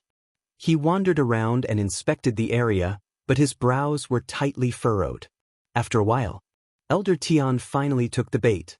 He walked over, curious, and asked, Valley Master, why have you been frowning so much? Guan glanced at him, shook his head slightly, and remained silent. Elder Tian took a step forward and said, Maybe I can't help you, but speaking about many things can reduce the pressure, and I can offer you opinions as an observer." Upon hearing this, Guan sighed and spoke out about what happened in the outer sect, including how Li Ye from the first layer of the core formation realm got injured protecting him. The reason he mentioned Li Ye was to ensure that the former sect leader remembered Li Ye's contributions. Guan always felt that Elder Tian would not truly settle here for life. He might make a comeback someday. After he finished speaking, Elder Tian furrowed his brows. Guan couldn't hold back his complaints. The outer sect's demon extermination hall has been catching demon path spies all day long, yet after so many years, demon cultivators still infiltrate the Supreme Sect. Can the Supreme Sect still be considered the #1 sect if disciples within it can't even be guaranteed safety? I don't mind being killed, but I worry about my disciples. Speaking of this, he sighed again, feeling quite anxious and aggrieved. Even he praised his own acting skills. If acting skills could be added to the attribute panel, they should have reached a pinnacle, leaving some room for a return to simplicity.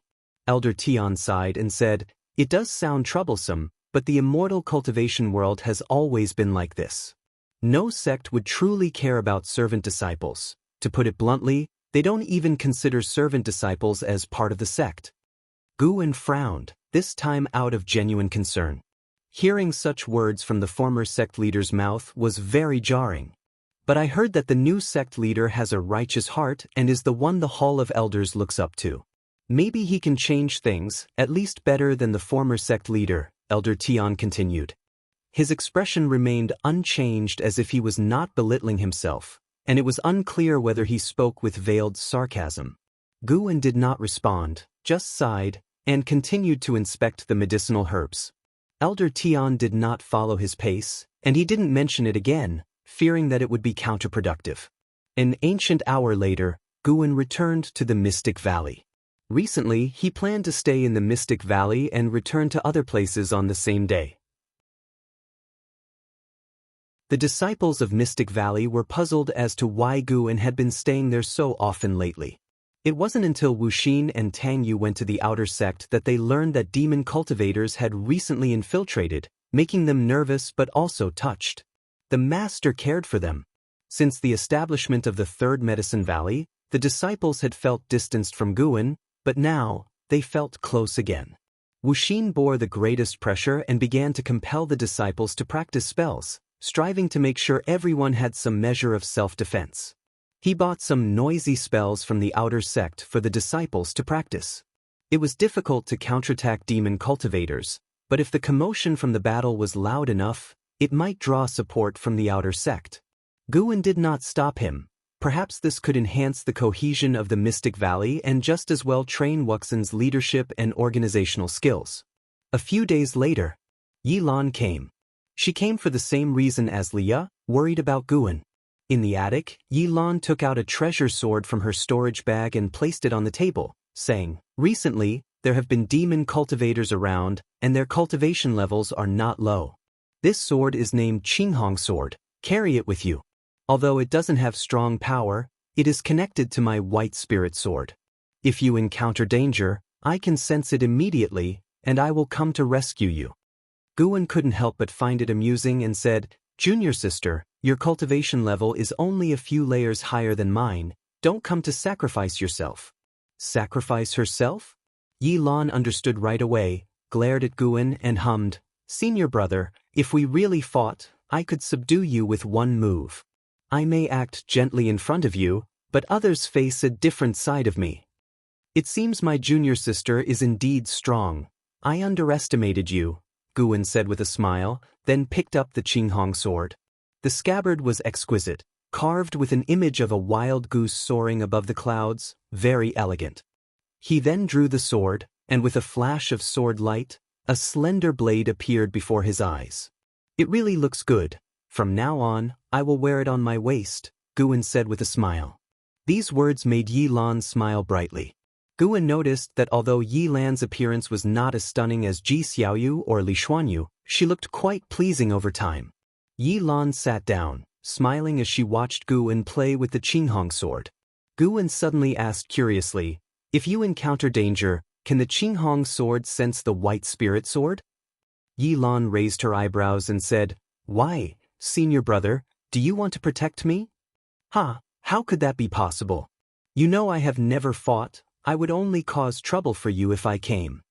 You know that, senior brother, anyway if I'm in danger, don't come. Don't worry, I'm afraid of death. Hee, I'm afraid of death too. I won't die, I must live on. Without me, I fear someone might bully you. Nonsense, all these years, have I ever been bullied? Then may senior brother live safely forever. Since Leah left, the Mystic Valley had not encountered any more dangers. When autumn arrived, Guin calculated the time and realized that a batch of medicinal herbs in the Third Medicine Valley should be mature, so he returned to the Third Medicine Valley. As he walked out of the transmission array platform, his gaze involuntarily looked towards his attic. Someone was in the attic. Shenzhen. Guin did not go directly to find Shenzhen. After all, that attic had no secrets, and the only secret, the Green Hero Travelogue, she happened to like as well. He walked to an area and began picking herbs. Seeing the constant stream of notifications, he couldn't help but smile, feeling extremely joyful. No matter how high his cultivation level reached, seeing an increase in lifespan always made him happy. He wondered how many realms his cultivation could reach with 1,000,000 years of life. He had searched through all the books in the Outer Sects book collection hall but had found no record of ascension, and no one knew the true extent of this world. The bigger the world, the higher the realms must be. Just the Supreme Sect had great cultivators in the Void Crossing realm. The true inheritor who was traveling might have surpassed the Void Crossing realm, but still couldn't be invincible in the world. The path of immortal cultivation was long and arduous. Guin picked herbs while his mind wandered. After he finished picking, he turned and walked towards the attic. When he passed by Elder Tian said, Miss Shen has come looking for you several times. Guin nodded slightly, then continued walking.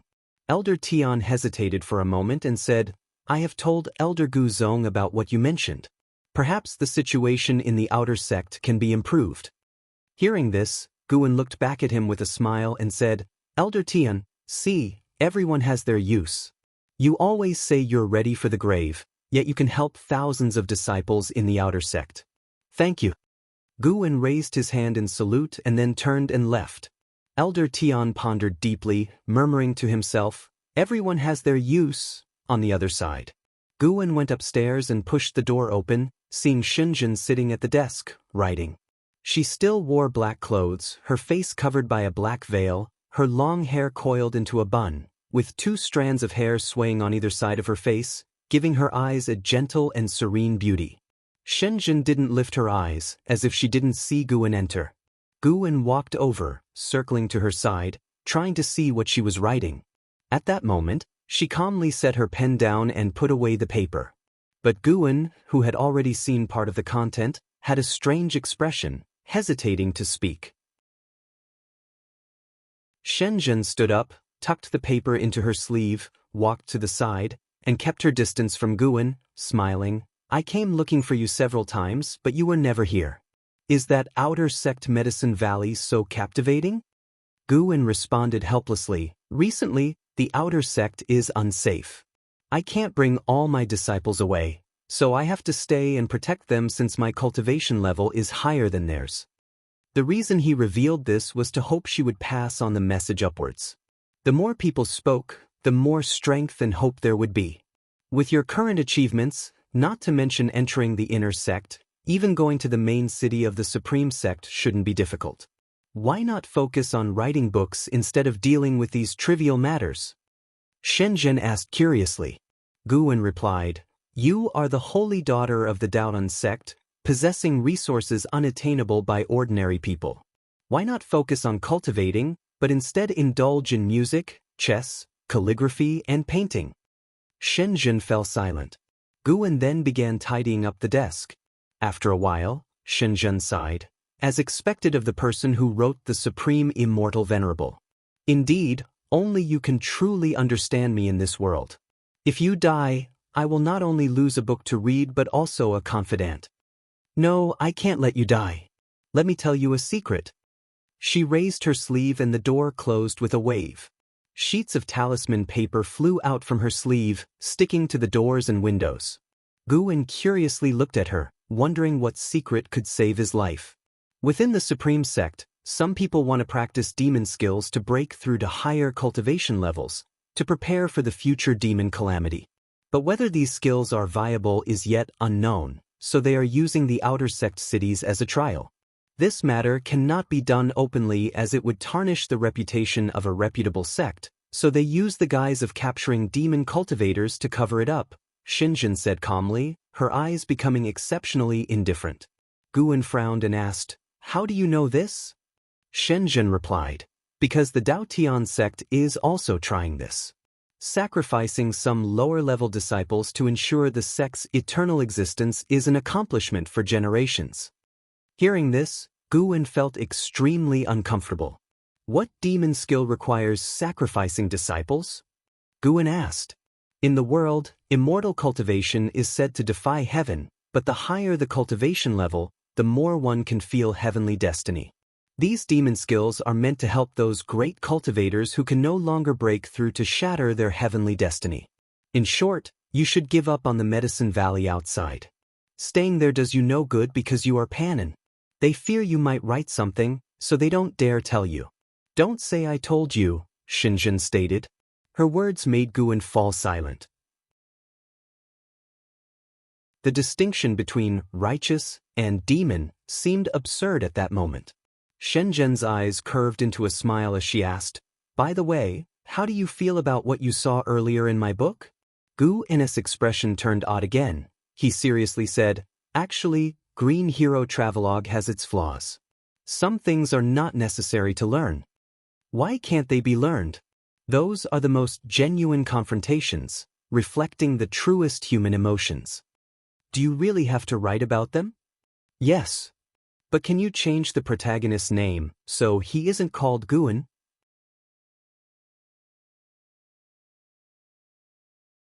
Chapter 62, Preparing to Break Through, Immortal Slaying Sword Array, What Are You Afraid Of? There's more than one Guwen in this world. Unlike you, I can't just make up characters. I need to recognize someone to be able to write a story. In my eyes, you are the most fitting for the male protagonist. The only flaw, as far as I know, is your low cultivation level. Shenzhen spoke earnestly, causing Guwen's face to twitch. Is this a compliment? Why does it sound like a personal attack? If I were to reveal my cultivation level, even your father wouldn't be able to match it. Guwen continued to persuade, but Shenzhen stubbornly refused to change the name. In the end, Shenzhen proposed to exchange her name for a secret book, to which he could only agree. After Shenzhen left, Guwen stayed in the attic, flipping through the book she had given him. Mystic Sound Art. This was a spell of sound, capable of harming the internal organs or confusing the enemy's senses. It was quite comprehensive. Guwen happened to lack such spells and could further develop in this area in the future. Once he had read the Mystic Sound Art through once, he put it into his storage bag and then got up to leave. A month later, Guwen arrived at Outer Gate City. He first went to the Elixir Hall to submit this year's harvest. Elder Zhu Qinglu received him, and he noticed Zhu Qinglu looked fatigued and had a trace of demonic qi churning inside him, similar to Lu Jiujia. "Elder Zhu, you don't look well. What's the matter?" Guwen asked. He didn't understand how the demon skill of the outer sect was cultivated. Some people went missing. But this time, upon arriving at Outer Gate City, he found that many disciples hiddenly had traces of demonic qi within them. These disciples were almost all from different halls, not ordinary disciples. Was it collusion or a setup? He couldn't tell, and Xinjun didn't say much either. Zhu Qinglu smiled. "Cultivation, nothing serious. Don't you have a Medicine Valley in the inner sect?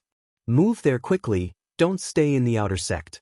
Lately, demon cultivators are rampant, and it's too dangerous outside." Guwen cautiously asked, "Many people have told me the outer sect is very dangerous right now. If it's so dangerous, why don't they send more people to eradicate the demons? Also, what is the area under construction in the city? It's taking up nearly a quarter of the city." Just arriving at Outer Gate City, he saw numerous disciples laying stones in the center of the city. Those stones were not mortal stones, they all contained spiritual energy. To him, it seemed like a huge sacrificial platform was being set up. Zhu Qinglu nonchalantly said, "Naturally, those above have their considerations. We can't speculate. The best we can do is to protect ourselves as best as we can." As for the construction in the city, it's an array platform, which can protect the outer sect in the future. Looking at him, Guwen felt he didn't seem like a good person and probably knew the inside story and even benefited from it. Guwen didn't ask further. After a few courtesy exchanges, he left. After leaving the elixir hall, Guwen stood on the street, looking at the array platform under construction from afar. The sky was covered with dark clouds, and the once bustling and sunny outer gate city appeared so gloomy, as if it were a land of the demon path. Guwen stood still for a long time before turning to leave. The autumn wind swept through the streets, fluttering his clothes. The Qinghong sword at his waist swayed slightly, its scabbard glinting coldly. After leaving Outer Gate City, Guwen went to manage those caves. When he arrived at Li Zuanya's cave, he found her inside. "From now on, you don't need to come here. I'm going to the inner sect. This is your reward," Li Xuanyu said, sitting by the table. With a wave of her right hand, a pile of spirit stones stacked up on the table. Guwen immediately bowed, then went forward to put the spirit stones into his storage bag. He didn't say much and turned to leave. Watching his back, Li Xuanyu suddenly asked, "I heard your leg technique is quite impressive?" Guwen stopped, turned to look at her and said, "Did senior brother Liya say that? My leg technique can't compare to his." Recently, Liya had stayed in Mystic Valley, saw Tang Yu practicing the residual wind leg, and learned that Guwen had once subdued Meng Lang with it. He didn't expect him to tell Li Xuanyu so quickly. "Yes, I just asked casually," Li Xuanyu said calmly. She paused and then said, "I look forward to the day you enter the inner sect. Then we can compete." Guwen, puzzled, said helplessly, "How can I compare with you, senior sister? I can't catch up with you. Go back." Li Xuanyu didn't respond to his words. Instead, she issued an order to leave. Guwen could only leave. After leaving her cave, Guwen didn't feel much psychological burden. As long as he never admitted it, what could Li Xuanyu do to him? At night, Guwen walked through the forest. In the afternoon, he had already told Wuxin he was going out and would return tomorrow. He said so in advance because he was preparing to break through. Once he broke through, it would inevitably cause a commotion. If disciples looked for him and found him not in his room, they might become suspicious. Since going to the Outer Gate City, Guwen had felt an intense atmosphere of danger. Those in power were cultivating demon skills, and noble disciples were fleeing the outer sect. All these signs made him anxious. Although the 9th layer of the void-crossing realm was strong, it wasn't like the Supreme Sect had no void-crossing cultivators, so after struggling for several days, Guwen decided to break through another major realm. At worst, the function of extending his lifespan by 1,000,000 years would be delayed by a year. This time, he circled far and walked 300 miles by night, stopping in a dense forest. He stopped because he sensed 2 nascent soul auras, one of which he had felt before. Zuoyijian, the maniac swordsman of Zhanghu Lake, who had attained sword enlightenment near Mystic Valley and was injured by Guwen as the flying leaf sword Immortal, had last been seen at the Ji Mansion. Guwen had suppressed his aura to the lowest level, not afraid of being noticed by nascent soul cultivators. Miles away, above the forest, the blue-clothed Zuoyijian stood in the air. 5 treasure swords hovered around him, showcasing the demeanor of a sword cultivator. Opposing him was a man in a large black robe, burly with a long staff, thick eyebrows, and leopard eyes, with a square, stern face. His black robe billowed violently, and his domineering aura pressed the forest below to the sides. "Zuoyijian, instead of reading books in the inner sect, why come to stop me?" the black-robed man asked coldly. Zuoyijian, expressionless, said, "Chen Xianjin, as great elder of the outer sect, you cultivate a demon skill and harm your comrades. I'm not stopping you, you've committed many injustices. I come on behalf of the heavens to take you. Chen Xianjin laughed contemptuously. Don't you know who I am working for? He then struck his staff against the ground, releasing circles of purple light that formed complex and mysterious formations over 100 feet in diameter. When the edge of the formation neared Zuijian, it was blocked by an invisible sword intent, making it look like a piece was missing from the formation from above. I know. I can't deal with him, but I can deal with you. If I kill you, even if the next great elder of the outer sect continues his evil deeds, at least I can protect the outer sect disciples for some time, Zuijian said expressionlessly. The 5 treasure swords around him unsheathed simultaneously, their light illuminating the night sky. You want to kill me? Chen Xianjin seemed to hear the biggest joke, his face turning fierce. His aura erupted suddenly, and the forest within 10 miles swayed violently. Zuijian's face changed slightly, his eyes narrowing.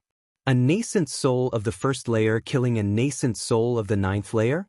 Zuijian, do you think just because you have your master to back you, I won't dare kill you?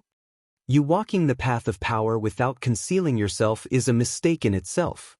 Saving some mediocre outer sect disciples is insignificant compared to saving the entire Taizong dynasty. If you don't understand this, then you've lived in vain. Chen Xianjin stood arrogantly, his domineering aura pressing against Zuijian's sword shadows, causing his 5 treasure swords to tremble. They'll give you one last chance. Turn back now, and it's not too late. Either return and read your investiture of the gods or die. The staff in Qinzuanjin's hand emitted rolling demonic qi, forming a massive black dragon coiled around him. Zuijian took a deep breath and said, Since you mentioned the investiture of the gods, do you know the Immortal Slaying Sword Array? Immortal Slaying Sword Array. Chen Zuanjin's face changed dramatically, surprise shining in his eyes. Guwen, observing from a distance, was also astonished. A single vital breath, 3 divisions, law from the kettle, bind the vast void, Zuijian chanted, his treasure swords trembling violently, quickly dispersing to form an array with a fierce aura reaching the heavens. Guwen, standing under a tree, was stunned. Can someone learn Taoist sorcery from reading books? Could he be a genius? Chen Xianjin was also frightened and immediately cast a spell to attack. A fierce battle was about to erupt. The earth shook, trees fell. Guwen stood unmoved, his pupils reflecting the sword light, tightly watching Zuijian's figure. After 10 breaths, the battle ended. Guwen let out a sigh of relief. That scared me to death. Guwen truly thought Zuijian had learned the Immortal Slaying Sword Array from the investiture of the gods. If that were the case, wouldn't it mean the investiture of the gods was real? That would be remarkable. Zuijian used his self-created swordsmanship, indeed powerful, enough to contend with a great cultivator of the 9th layer of the nascent soul realm, but he didn't last long. The clouds scattered, turning the forest into wasteland, dust rising. Chen Xianjin hovered in the air, gasping, face full of lingering fear, eyes scanning the dust below. He knew Zuijian wasn't dead yet and frowned deeply, conflicted. Though he wanted to kill Zuijian, reason told him that killing him might cause trouble. Though a nascent soul cultivator, in the supreme sect, he was still a pawn. At this moment, a piercing sound approached, startling Chen Xianjin, who looked quickly and his pupils dilated. A cold light sped from the horizon, dispelling the dust and raising numerous leaves, like a sword cutting through time itself. In the ruins, Zuijian sensed something, instinctively opening his eyes. The dust above rapidly dispersed, the night sky reflected in his pupils, and amid the darkness, a bright light shone brilliantly. It's him. Zuijian's eyes widened, witnessing a leaf surrounded by sword qi pierce Qinzuanjin's chest, blood scattering in the night sky. At this moment, Zuijian understood. The flying leaf sword immortal hadn't harmed him maliciously but was guiding him. Otherwise, how could he have survived? Now, the flying leaf sword immortal saved him, making him both delighted and ashamed. Who exactly was this senior?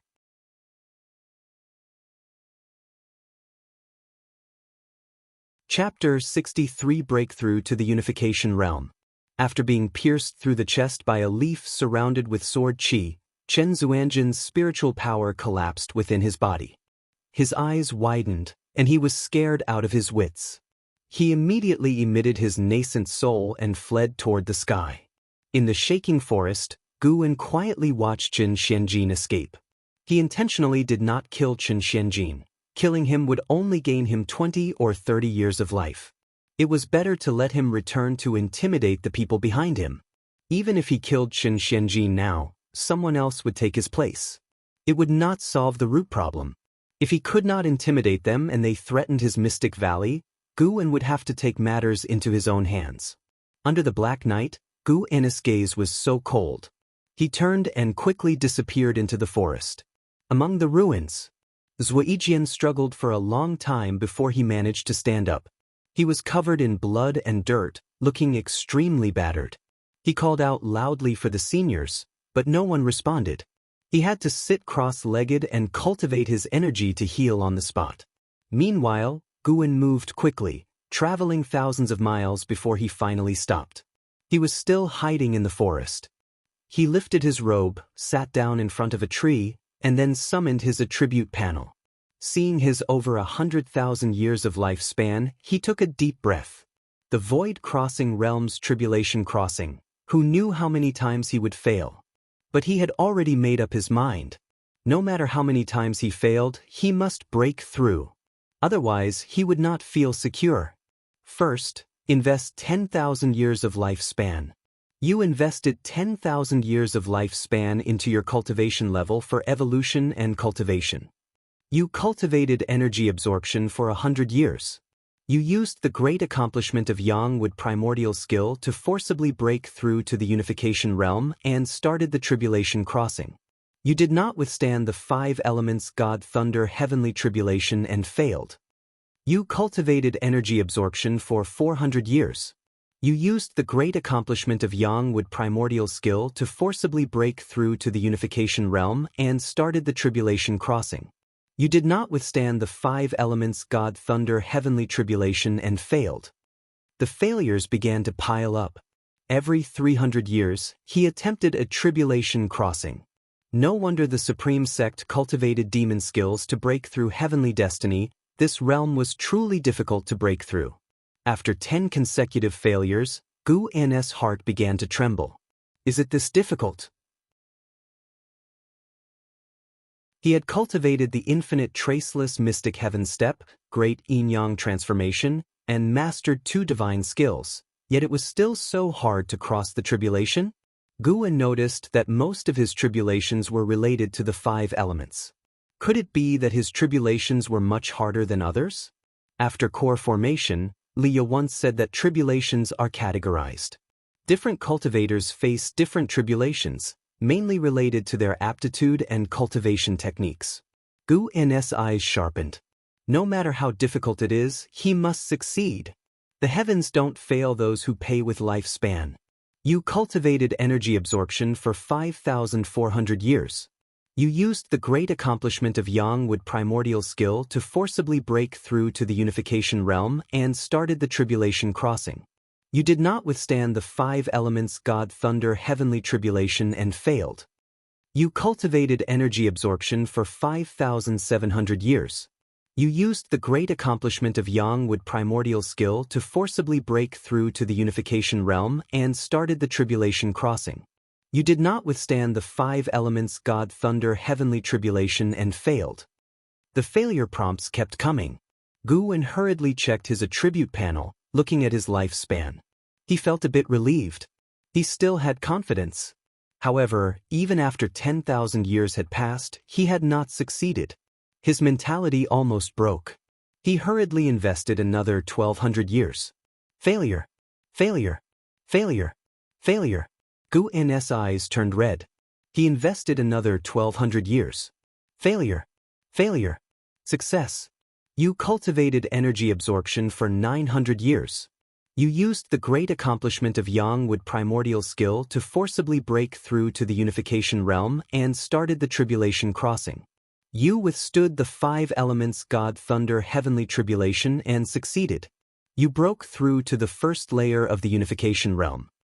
You cultivated energy absorption for 1200 years. Your cultivation level has increased. It was a success. Guwen let out a long breath. It took him 12,400 years to succeed. Although the lifespan consumed by the evolution of lifespan surpassed real-world cultivation, he still felt the pressure. The unification realm was already like this. What about the realms afterward? But then he thought, considering his initial aptitude, reaching the unification realm before 50 was incredible. It was not lifespan being consumed, just numbers. Guwen adjusted his mindset, activated the lifespan barrier, and prepared to enjoy the improvement in his cultivation level. Spiritual energy began to seep out of the ground, appearing at a visible speed. In less than 3 breaths, the ground appeared in a cyan wave, which would attribute spiritual energy. Spiritual energy surged into his body, stirring up a whirlwind around him. The momentum began to grow larger. Guwen felt that this time's commotion would surpass previous ones. Although it seemed like only breaking through one realm, the spiritual energy required for this one realm was incomparable to previous realms. As spiritual energy entered his body, Guwen's cultivation level began to rise, and at the same time, insights into the unification realm emerged in his mind, as if he had truly experienced years of cultivation. In the Outer Gate City, in a mansion, Chen Xuanjin's nascent soul floated in front of a table. His face was gloomy, and he stared intensely at the ancient bronze mirror in front of him. Soon, a blurry face reflected in the mirror, and a cold voice emerged. "So late, what do you want to see me about? I was almost killed by the flying leaf sword Immortal, and Zuijian, he stopped our grand plan." Chen Xianjin gritted his teeth, his tone filled with unwillingness and a trace of fear. Being pierced by that flying leaf gave Chen Xianjin a feeling of facing death. He was extremely scared now. He felt that if he had reacted even a little slower, he would have perished completely. The person in the mirror fell silent upon hearing this. Chen Xianjin did not disturb him, quietly waiting. After a while, Chen Xianjin seemed to sense something, and his face changed dramatically. "The spiritual energy is sinking again," Chen Xianjin quickly said, looking toward the door as if afraid the flying leaf sword Immortal would come for him. "Tomorrow, I will come to the outer sect myself," the person in the mirror said, and with these words, the image in the mirror disappeared. Chen Xianjin turned to look outside the window. The clouds in the sky gradually covered the bright moon, as if doom was descending, making his heart even more fearful. Not only did he feel the sinking of spiritual energy, but the entire Outer Gate City was also alarmed. More and more disciples flew into the sky. Recently, demon cultivators ran rampant, with disciples disappearing from time to time.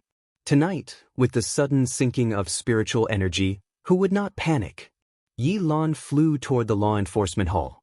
Along the way, she encountered Lu Jiujia flying on his sword from the opposite direction. Both stopped simultaneously. Lu Jiujia's face was stern. Seeing Yi Lan, he hesitated. Yi Lan's expression remained cold. "Is this your doing again?" Lu Jiujia shook his head. "No, the demon extermination hall has already ordered a state of vigilance. This time it might really be a demon cultivator invasion." "Really?" Yi Lan asked in a sarcastic tone. Lu Jiujia frowned. Yi Lan continued, "Senior brother Lu, do you really think this path is right? They can be cruel to other disciples. Are you sure they will never turn against you?" Lu Jiujia countered, "If not this path, then what path? Like you, joining the law enforcement hall that can be disbanded at any time." The two looked into each other's eyes, full of conflict. Eventually, they brushed past each other without saying more harsh words.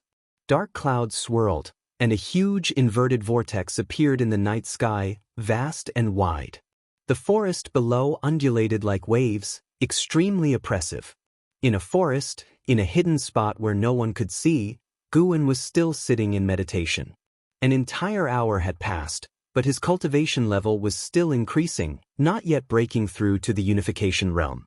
The spiritual energy needed for the unification realm was truly enormous, far beyond Guwen's expectations. How terrifying would it be to cross the tribulation in reality at such a realm? He suddenly felt that failing the evolutions many times did not matter. After all, in real life, failing once could mean death. Guwen felt the surging spiritual power within him, unable to remain calm.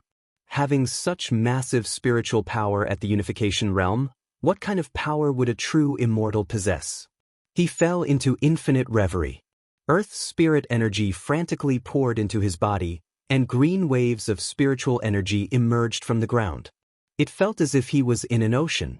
Outside the lifespan barrier, the forest shook violently. More and more cultivators flew over Guwen's head, but no one noticed his presence. The effects he caused were not limited to this. Accurately, the whole Supreme Sect was affected. The forests outside all outer cities were shaking, causing the cultivators of Supreme Sect to feel anxious. This was not the first time Guwen had experienced this, so he was not panicking. On the contrary, he found it somewhat amusing. They want to cultivate demon skills and sacrifice outer disciples. Let's see how panicked they become. Guwen was dissatisfied with the notion of sacrificing a few to save many. Not because he was particularly honorable, but because he was among those being sacrificed. Time continued to pass. More and more cultivators flew over Guwen's head, and he kept using the lifespan detection. More than 10 divinity transformation realm cultivators had passed by, and he even saw void-crossing realm cultivators. Indeed, the Supreme Sect was full of hidden experts. With more and more void-crossing realm cultivators passing by, Guwen even spotted an ancient ancestor. The demeanor of the patrolling ancient ancestor was extremely strong, unlike the gentleness shown toward Guwen. The overwhelming pressure made all things tremble. This night was destined to be restless. Another half an hour passed, and Guwen finally broke through to the unification realm, transforming his entire perception. He felt that his body and his primordial spirit were more in harmony. The process of his primordial spirit emerging from the body became much easier, and his control over both his body and primordial spirit had greatly improved compared to before.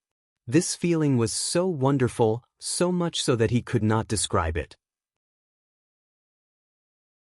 After reaching the unification realm, Guwen's spiritual power also began to change, becoming stronger and more abundant. The range of his divine sense increased tremendously, but he did not intentionally search, fearing he might disturb the great cultivators passing overhead. The number of void-crossing realm great cultivators had already exceeded 10. Guwen even saw a great cultivator with the Ji surname. No wonder the Ji family dared to open a mansion in the Supreme Sect. This person had not appeared during Ji Xiaoyu's banquet before. A little more than half an hour later, Guwen's spiritual power growth began to slow down. This indicated that the breakthrough was near its end. Guwen's mind gradually calmed down. This lifespan barrier already consumed more than 1,000 years, but he did not feel any regret. After all, the barrier helped him avoid detection by over 100 great cultivators. The great cultivators he identified were at least at the nascent soul realm. And this was just one direction of the Supreme Sect. How many great cultivators would there be when counting those overseeing the other 7 outer gate cities? What reassured Guwen was that he did not see any unification realm great cultivators for the time being. Although this could not completely prove that the Supreme Sect did not have any unification realm great cultivators, it at least indicated that the unification realm was at the top level within the Supreme Sect.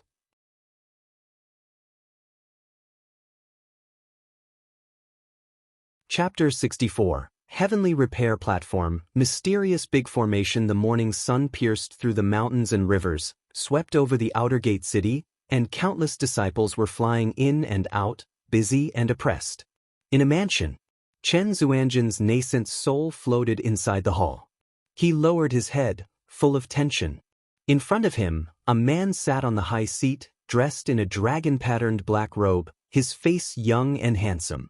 However, the majesty between his eyebrows gave him a sense of oppression that did not match his appearance. His long hair was coiled under a silver crown with Qilin carvings, exuding an air of supremacy just by sitting there. Your brother was killed by the demon cultivators of the 1,000 Autumn Pavilion. Now you are seriously injured by the flying leaf sword Immortal. Do you think Sui Yijian's master might have something to do with the Thousand Autumn Pavilion? The black-robed man spoke slowly. His tone was calm, as if talking about a trivial matter. Chen Xianjin quickly raised his head and said, "It's possible. It's not uncommon for the Thousand Autumn Pavilion to place spies in the Supreme Sect. Didn't you say that the high levels definitely have spies from the Thousand Autumn Pavilion? Now one of them has emerged. Offending Sui Yijian would certainly bring endless trouble. If he could overthrow Sui Yijian's backer, Chen Xianjin would not fear Sui Yijian." The black-robed man squinted, his eyes falling on Chen Xianjin, scaring him into lowering his head quickly. The hall fell silent again. After a long time, the black-robed man said in a deep voice, "Prepare the formation, just in time for the recent disturbance from the demon cultivators. After this, the blame can be placed on the Thousand Autumn Pavilion." Chen Xianjin hurriedly said, "But in my current state, I'm afraid. This time, I'll handle it personally." "What? No, it can't be done. Whether this plan will succeed is still uncertain. The Daotian sect is also waiting for us to try it. Nothing in this world is guaranteed to succeed. The path of immortal cultivation is one that treads through thorns. This plan has been in the making for 100 years. The Supreme Sect must proceed. We cannot let those in the shadows sabotage our grand scheme. You need not persuade me further." Hearing this, Chen Xianjin could only suppress his worries and agree to the matter. On the other side, Mystic Valley. Guan was leading the disciples through practice. The commotion of the previous night had left them restless, so they were chatting in small groups. Tang Yu asked, "Master, why are you back so soon?" The others looked at Guan. Guan snorted, "Didn't you feel the disturbance last night? I returned quickly because I was afraid something might happen to you." Upon hearing this, all the disciples felt ashamed, thinking they were too weak and always worried their master. Sichuan anxiously said, "Senior brother, why don't you go to the inner sect's Medicine Valley? We could disband and find our own ways in the outer gate. That way you'll be safe." He was not afraid of death, he just did not want Guan to be too overworked. Guan had already reached the Foundation establishment realm, with a future they could not compare to. Why should he be constantly worried for their safety? Guan said, "If you want to go to the outer gate city, you are free to go, but I must remind you, the outer gate isn't necessarily safer than Mystic Valley. Disciples often go missing in the city. This is neither a threat nor a hint. I respect your choice, whether you stay or leave. The bond of Mystic Valley remains." He spoke from the heart. He pursued longevity and was prepared to face countless partings in the future. He had long since prepared himself not to concern himself with others' fates. Unless someone truly made him reluctant to part, he would follow his heart. Hearing his words, the disciples fell silent, looking at each other. Wuxin hesitated to speak but held back. Why leave? Becoming servant disciples elsewhere, who will make elixirs for us like the Master. Mystic Valley doesn't need so many servant disciples, but the Master still took us in without reducing our benefits. We must not forget our gratitude. Tang Yu was the first to speak. His greatest regret was not rushing to the front like Su Han during Qiu Qianli's chaos. In those days, Su Han chased after him. Now Su Han had reached Foundation establishment, while he still didn't know if he could ever reach it. This gap began at that calamity. Tang Yu did not resent Guan, only felt ashamed. He vowed to perform well and regain Guan's favor. As he spoke, the other disciples chimed in, the atmosphere becoming lively, not as oppressive as before. Guan smiled and then called the disciples to continue their exercises. After they had just finished, Yilan came. Confirming Guan's safety, she quickly left. Guan stood by the window, looking towards the direction of the outer gate city. There were still great cultivators flying occasionally, but not as many as the previous night. Guan's divine sense could easily span thousands of miles, peeking into the outer gate city, which was far from the limits of his divine sense. He saw the huge array platform being accelerated in construction. Some disciples had even started transporting spirit stones. He silently watched, unable to discern what formation the array platform was for. The matter of the sinking spiritual energy caused turmoil within the Supreme Sect, and the tense atmosphere lasted nearly 10 days before easing. Guwen was affected. Several outer disciples were relocating their caves, losing him channels for collecting life energy. These outer disciples were clearly fleeing the outer gate city. Guwen was not disappointed. He now had 3 pieces of the Medicine Valley, with increasing life energy in the future. He was even preparing to expand the 3rd Medicine Valley. He was now just waiting for the matter of the outer gate to end quickly. As long as it did not threaten his Mystic Valley or the few people he cared about, he was disinclined to meddle in the Supreme Sect's schemes. As Shen Zhen had said, even the top sect of the Great Yu dynasty, the Daotian sect, was engaged in such activities. Why should he force interference? He did not have such a strong sense of justice to save all. The world had too much suffering. Could he save it all? Besides, such matters were difficult to manage.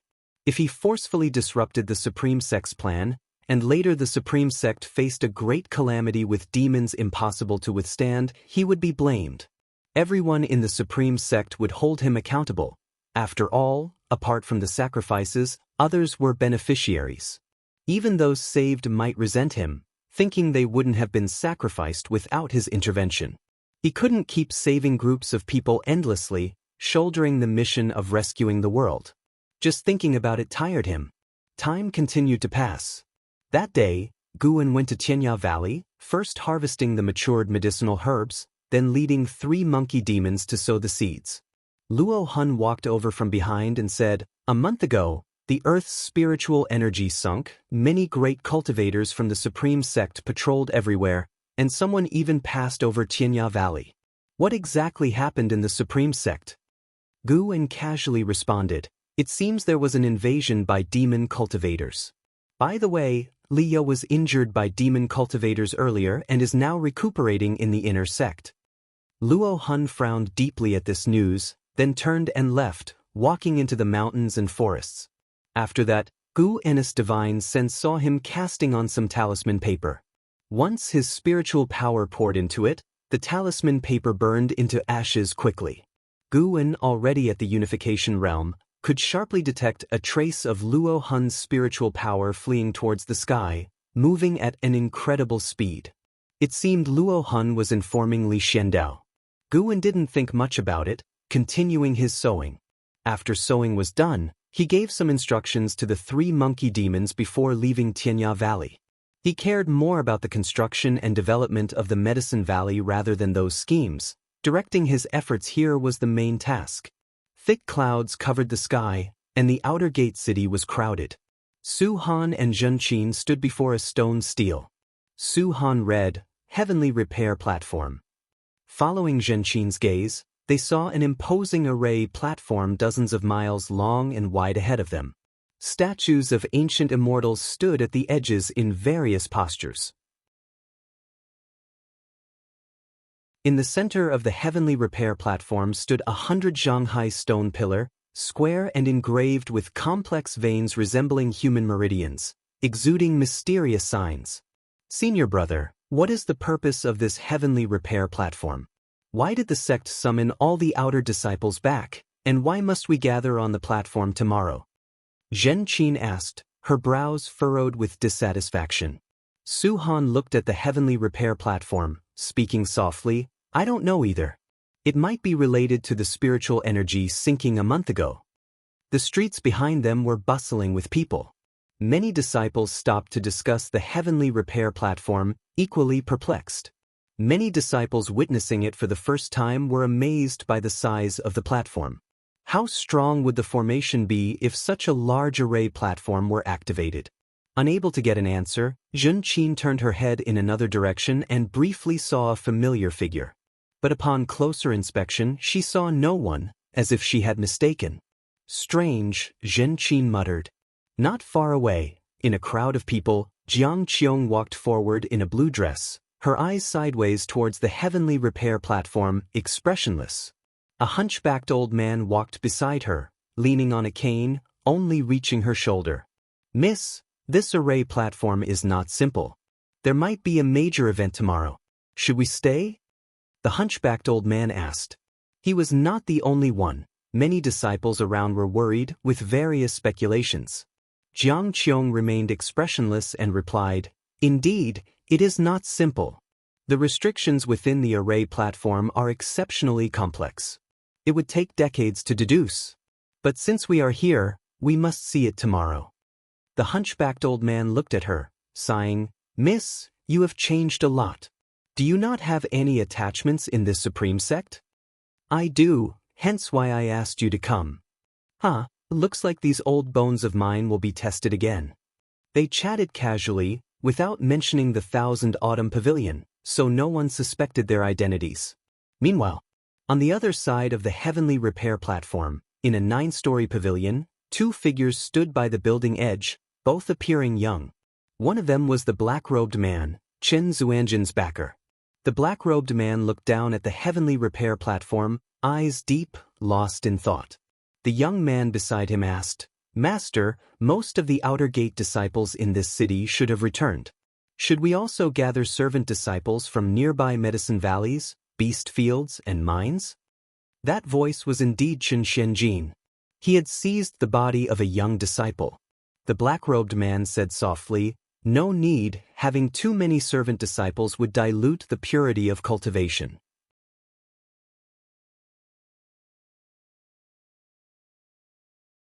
Chapter 65. Demon Suppressing Umbrella, Qinghong's Trembling. One night passed, and by dawn the next day, more and more outer disciples entered the outer gate city.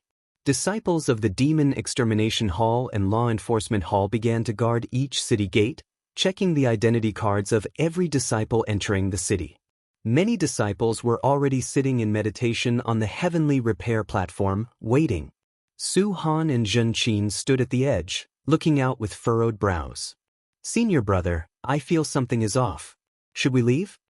Zhen Qin whispered. She had been cultivating a technique taught by Jiang Qiong, making her keenly perceptive. The Demon Extermination Hall disciples standing at the edge of the heavenly repair platform made her uncomfortable, triggering a primal urge to flee. Su Han also sensed something was wrong, so he nodded and led his junior sister away. The two moved against the flow. It wasn't just them. Some other disciples also sensed something amiss and wanted to leave the outer gate city, but most chose to trust the Supreme Sect. They made their way to the city gates, only to be stopped by the Demon Extermination Hall disciples. Today, entry was allowed, but exit was not. Su Han glanced at the large flags standing along the city walls, frowning again.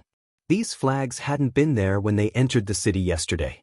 "Junior sister, I'll distract them and you prepare to escape," Su Han said using the sound transmission skill. Zhen Qin instinctively looked at him upon hearing this. At that moment, Su Han suddenly drew his sword and dashed towards the city gate. "How dare you!" The disciple guarding the gate shouted angrily. Without needing a command, the surrounding Demon Extermination Hall disciples immediately took action. Zhen Qin wanted to support Su Han but saw that he was surrounded. If she helped now, she would surely be captured along with him, which would only waste his efforts. She immediately made her way towards the gate, but nearly 100 Demon Extermination Hall disciples were in front of it, with more on the walls, making escape difficult. Zhen Qin rushed towards the area with the fewest people. At the same time, other disciples attempting to leave the city also began to act, creating chaos in front of the gate. The weakest of the Demon Extermination Hall disciples were at the 5th layer of Foundation Establishment Realm. Su Han was quickly pinned to the ground, unable to move. He struggled to raise his head and saw Zhen Qin injured and on the ground, making his eyes redden with anger. The one who had hurt Zhen Qin was a female disciple dressed in the black robes of the Demon Extermination Hall. She walked in from outside the city, blocking the gate, and coldly scanned the crowd. "Today we're investigating Demon Path spies. Anyone who tries to leave proves they're affiliated with the Demon Path." Upon hearing this, the anxious disciples visibly relaxed. It turned out to be an investigation of Demon Path spies, which explained the grand setup. They were only worried that the Supreme Sect might be up to something else. If it was just about catching demon cultivators, they had nothing to fear and were confident in their innocence. Su Han, Zhen Qin, and the other disciples who had acted were sealed with talisman papers that blocked their spiritual power and then escorted to the heavenly repair platform by Demon Extermination Hall disciples. By noon, all city gates of the outer gate city were closed. A resonant bell rang out, and a commanding voice echoed throughout the city. All disciples must immediately gather at the heavenly repair platform. Disciples from various streets began to head towards the platform, where tens of thousands were already standing. The news that the outer gate was investigating demon path spies had spread, giving peace of mind to those who weren't spies, and some even continued their qi absorption cultivation on the platform. Yi Lan arrived at the edge of the heavenly repair platform with disciples of the law enforcement hall. Just as she was about to step onto the platform, she noticed a row of disciples kneeling on the ground from afar, held down, and recognized Su Han and Zhen Qin, both with disheveled hair and blood-stained mouths, clearly having just fought. She did not act rashly but withdrew her gaze, pondering how to rescue the two disciples. After much thought, she reluctantly acknowledged that Lu Jiujia was her only possible ally. The law enforcement hall had been entirely suppressed by the Demon Extermination Hall. Even the hall master couldn't take anyone from their hands. Yi Lan couldn't help but worry about Guan, hoping he hadn't entered the city. She felt that today's events involved more than just catching demon cultivators. As a law enforcement hall disciple, she couldn't simply flee due to suspicion. Deep down, she still held some trust in the Supreme Sect, believing that such actions by the Demon Extermination Hall could only occur in secret. In the distance, Jiang Qiong and a hunched elder stood at a window in a pavilion, alongside some inner sect disciples who did not head to the heavenly repair platform but were curious about the outer gate's actions. Last night, a powerful divine sense swept the city. Its cultivation level is likely beyond the divinity transformation realm. The hunched elder spoke with a heavy tone, frowning. Beyond divinity transformation? Jiang Qiong squinted her eyes.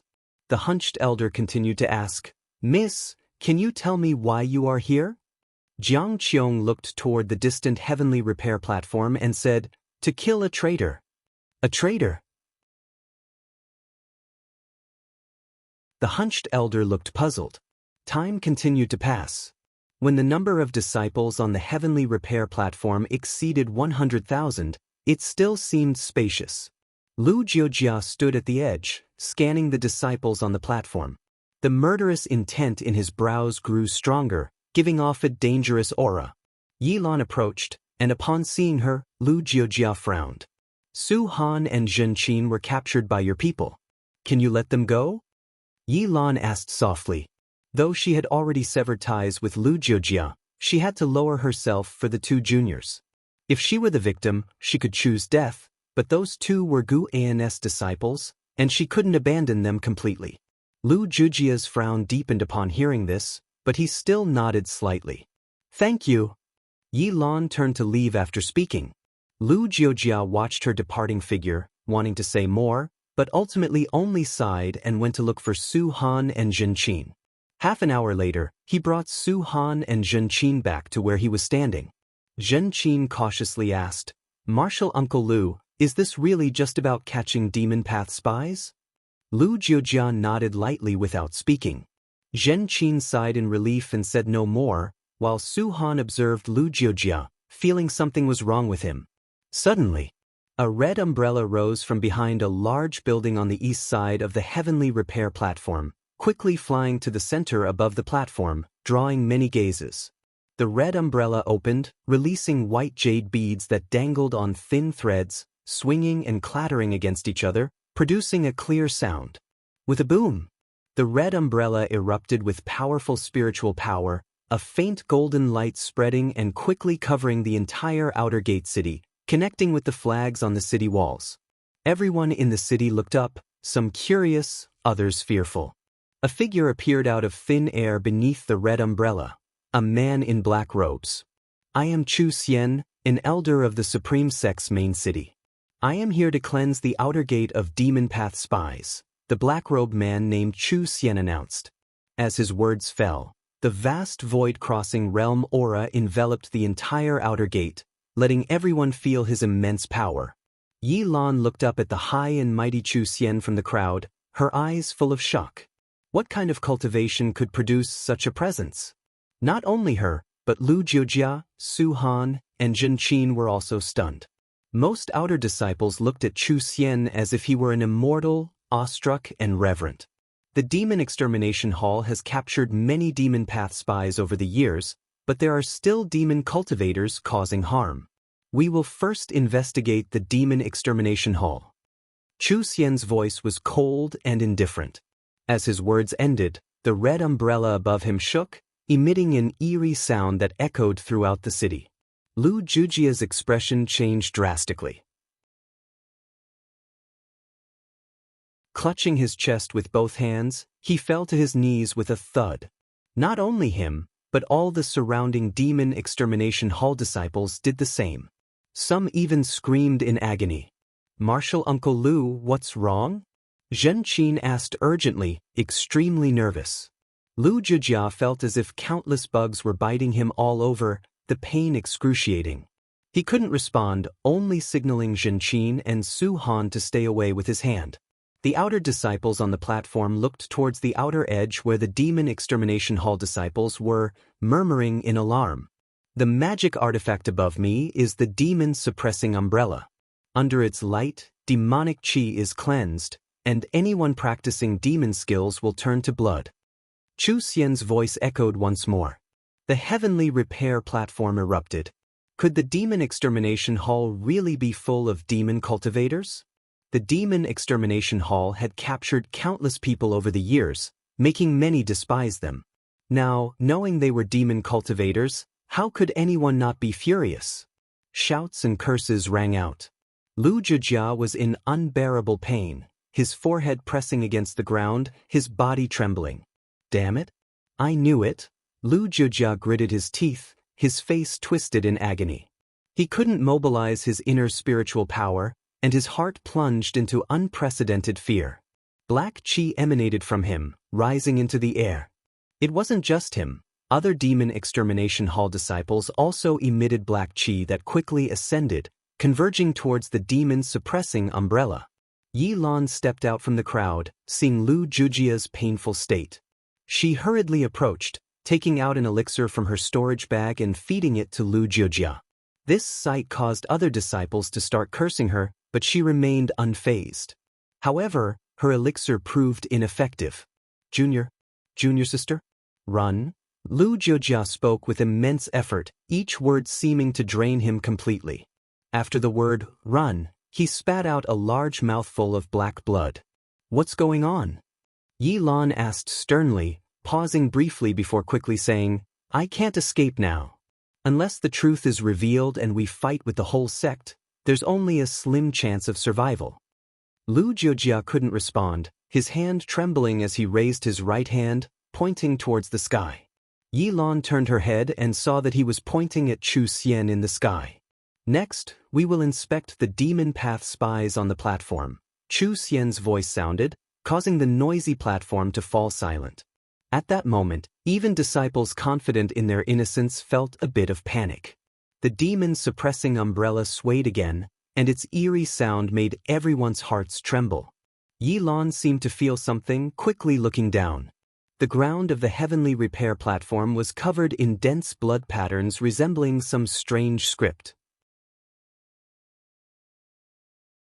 Her feet were right on a blood pattern, an evil force drilling into her body and forcibly sealing her spiritual power, leaving her immobile. She trembled all over, and her white spirit sword at her waist rang out as well.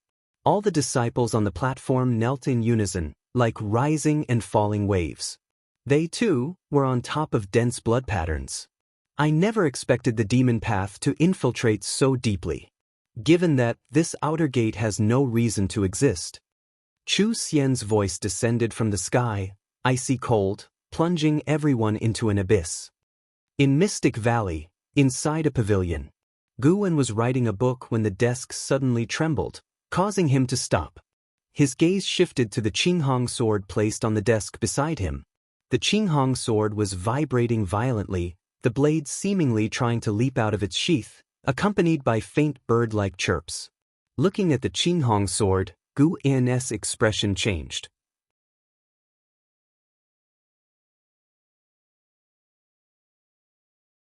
Chapter 66. The Sword That Fell from the Sky.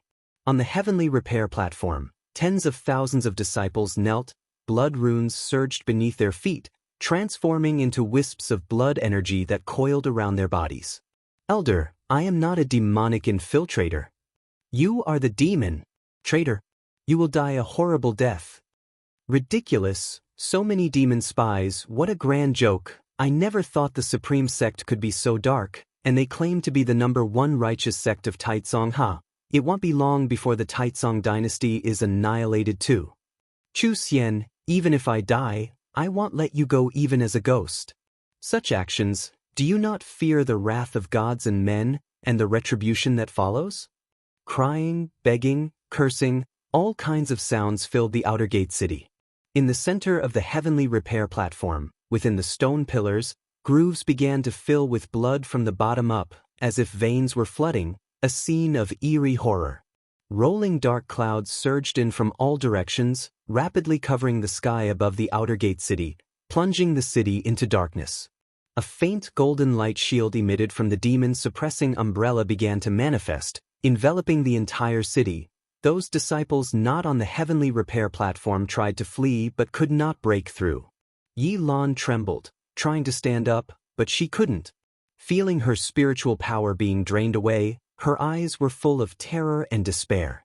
Su Han and Zhen Qin beside her were in the same state, unable to speak, only able to wait in hopelessness for death to come. In the distance, inside the pavilion, a hunchbacked old man gazed at the figure of Chu Xian, his face heavy, saying, I never expected him to become this powerful. The talent of the Supreme Sect is truly extraordinary. How many years has it been? Jiang Qiong's eyes also showed signs of fear. Merely facing the pressure from Chu Xian, she dared not act rashly. The gap was too vast. I see, the legendary heaven and earth nirvana array. Jiang Qiong muttered to herself. Hearing this, the hunchbacked old man looked at her, saying, Mistress, this array is likely to threaten us. We should withdraw immediately. Jiang Qiong nodded. Her target was not Chu Xian. His appearance was unexpected, especially the heaven and earth nirvana array, which had a great impact on her. The two immediately turned around, preparing to leave the outer gate city. Boom! Thunder rolled through the dark clouds in the sky, like a roaring heavenly god, oppressive and loud. Chu Xian looked up, his expression calm. After just a glance, his gaze returned to the city. Looking at the tens of thousands of struggling disciples below, his eyes showed a trace of compassion. For the eternal prosperity of the Supreme Sect, making a sacrifice is not in vain for your lifetime of cultivation. He muttered, seeming to comfort himself. The compassion in his eyes gradually disappeared, his gaze becoming indifferent. He raised his hand, grabbing the demon-suppressing umbrella, preparing to increase the force and refine the cultivation of all the disciples on the platform in one go. Yi Lan was already lying on the ground. She painfully raised her eyes to look. Under the billowing thunderclouds, Chu Xian's figure was so terrifying. But at that moment, she saw not Chu Xian, but another figure. She worried that Guwen wouldn't escape this calamity. Regret filled her heart. She should have sought Guwen yesterday, to let him leave the Supreme Sect early. Today's actions were against the heavens and humanity. Chu Xian would surely kill all the servant disciples belonging to this outer gate city. More and more blood-colored runes covered her body, like chains, pulling her tightly, as if they wanted to drag her into the ground. An unprecedented exhaustion surged toward her like a raging tide, her eyelids trembling as they shut. The white spirit sword at her waist continued to tremble, seemingly anxious for its master. Just then, Yi Lan seemed to feel something, instinctively opening her eyes. Sunlight shone on her face. Not only her, the other tormented disciples also opened their eyes because the sky suddenly brightened. The bloodied Lu Jiujia could only look at the sky with his remaining vision. Under his gaze, the rolling thunderclouds above had been dispersed. From the cloud waves at the horizon, it was obvious they had been driven away by some powerful force. Jiang Qiong and the hunchbacked old man, who were quickly moving through the streets, saw it more clearly. They turned to look and then stopped. Above the demon-suppressing umbrella, outside the faint golden light shield, a sword hovered. The sword was enveloped in sword qi, obscuring its blade, but it was evident it was a long, slender sword. Chu Xian raised his head, moving the demon-suppressing umbrella, his brows furrowed. "Who?" His voice echoed, with a hint of tension. That single word brought hope to everyone in the city, those trapped on the heavenly repair platform showing looks full of hope. Boom! A formidable sword intent burst from the sword shadow in the sky, crushing the faint golden light shield over the entire city in an instant. Chu Xian's expression changed dramatically. He immediately channeled spiritual power into the demon-suppressing umbrella, which shook violently, releasing a powerful force to counter the sword qi. Combine! Chu Xian's eyes widened. Just as he uttered a syllable, the sword shadow plummeted with overwhelming dominance, scattering the vast power of the demon-suppressing umbrella, shattering it and piercing through his body. Like a falling star. The sword shadow descended, landing on the heavenly repair platform, its blade embedding in the stone, vibrating incessantly. The formidable sword intent burst forth, scattering all the blood-colored runes on the platform, shattering the massive stone pillar instantaneously. The sword intent swept past Yilan's body, causing her robes to flutter, giving her a sense of awakening from a nightmare. Su Han and Zhen Qin felt the same. They quickly stood up. More and more disciples broke free from their restraints, standing up and turning to look at the sword shadow in the center of the platform. To them, the sword was not fearful, for it had saved their lives. Someone looked up to see Chu Xian still floating in the air, holding the umbrella handle of the demon-suppressing umbrella, his body trembling, blood pouring from his 7 orifices uncontrollably. "Why?" Chu Xian stammered. But before he could finish, his body erupted in bursts of sword light, soon turning to ashes, not even his primordial spirit escaping. The sky followed with a dim yellow light, as if dusk had arrived. How is this possible? He was in the void-crossing realm. The hunchbacked old man's eyes widened, his tone filled with terror. Jiang Qiong's composure also faltered. Chu Xian already surpassed the divinity transformation realm. What level of cultivation was needed to slay Chu Xian with a single sword? Following her gaze, a pillar of energy fell from the sky, connecting to the heavenly repair platform, seemingly splitting the entire world in two. That was sword qi. In this world, such a sword cultivator had been born. At that moment, Jiang Qiong felt very insignificant, also very mediocre. The century of injury seemed to have eliminated her from the immortal cultivation world. Meanwhile, the third medicine valley. Under a large tree, Elder Tian gazed towards the direction of the outer gate city. Even from a great distance, he saw the pillar of sword qi above the heavenly repair platform. Unification, Elder Tian muttered, his voice heard only by himself. On the mountain top at the edge of the medicine valley, Yan stood against the wind. A strong gust suddenly blew. Pulling his robes backward, he held a long spear, his posture as steady as a pine, unmoved. He squinted, looking at the pillar of sword qi in the distance, filled with wonder. Dozens of miles away, Shenzhen stood on a cliff. Behind her was the entrance to her cave. The wind blew her black robes and veil, revealing the lower half of her face intermittently. In her pupils reflected the pillar of sword qi, her eyes full of curiosity. Supreme Sect still hid such sword cultivators. She couldn't help but think of the flying leaf sword Immortal, plucking leaves and killing nascent souls. How high was his realm? No one knew, not even who he truly was. Yi Lan stood at the edge of the heavenly repair platform. In front of her were tens of thousands of disciples. She couldn't see the sword shadow surrounded by the sea of people, but her eyes turned unconsciously to the white spirit sword at her waist.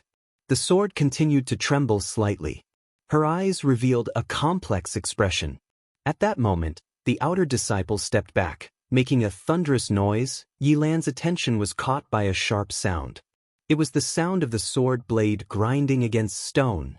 She immediately leapt, stepping on her flying sword, ascending into the sky. Not only her, but tens of thousands of disciples did the same, scattering into the air, creating an immensely spectacular sight.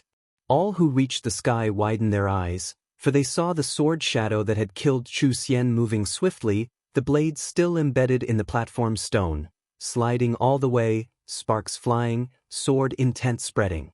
Elder Lu Chang of the book collection hall frowned deeply, reciting, "Righteous path." When the sword shadow finished carving the last stroke, it flew up, brushing past the heads of all disciples, disappearing into the horizon in an instant. Everyone turned their heads to look at the heavenly repair platform. At its center were two large characters engraved. "Righteous path." The strokes filled with vigor, exuding extreme sharpness and an aura of death. Jiang Qiong and the hunchbacked old man also flew into the air. Seeing those two characters, the two demon cultivators from the Thousand Autumn Pavilion were also deeply shaken. Taitsong righteous path committing to demonic deeds, but ultimately stopped by a mysterious sword cultivator who left behind the two characters, righteous path. What did this signify? The supreme sect might have its dark sides, but it also had great cultivators with a heart for justice. Jiang Qiong always sneered at the name of the righteous path of the supreme sect, thinking the supreme sect was just deceiving the world, but now she suddenly felt the supreme sect might not be so contemptible. Mystic Valley, within the pavilion. Guan sat at his desk, his brows slightly furrowed. Someone had locked onto his Qinghong sword, making it difficult for him to recall it directly. He was using sword intent to control the sword. That earlier strike was no ordinary attack, it was a move from the Taitsong Divine Shocking Sword. The Integration Realm Taitsong Divine Shocking Sword. Since you want to chase, fine, let them understand a sword hangs over their heads within the Supreme Sect. Guan thought silently, then picked up a brush, preparing to see if he could multitask. The Qinghong sword was already over 6,000 miles away from him, and the distance was rapidly increasing.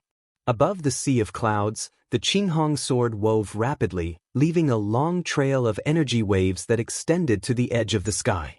Suddenly, the Qinghong sword stopped, suspended above the clouds. In less than 3 breaths, a golden light shot from the horizon, quickly arriving in front of the Qinghong sword, within less than 100 meters. The golden light dispersed, revealing a man in a blue Taoist robe, holding a horsetail whisk, appearing immortal-like, only his expression was somewhat solemn. "Who are you exactly, a unification realm sword cultivator unheard of within the Taitsong dynasty?" The Taoist robed man asked, his tone grave.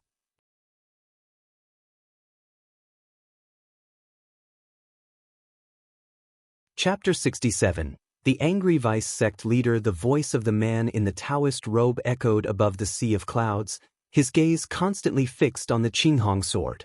He couldn't discern the true form of this sword because his divine sense couldn't penetrate the sword qi on its surface, which made him quite alarmed. This person's sword Dao accomplishment was absolutely the strongest he had ever encountered.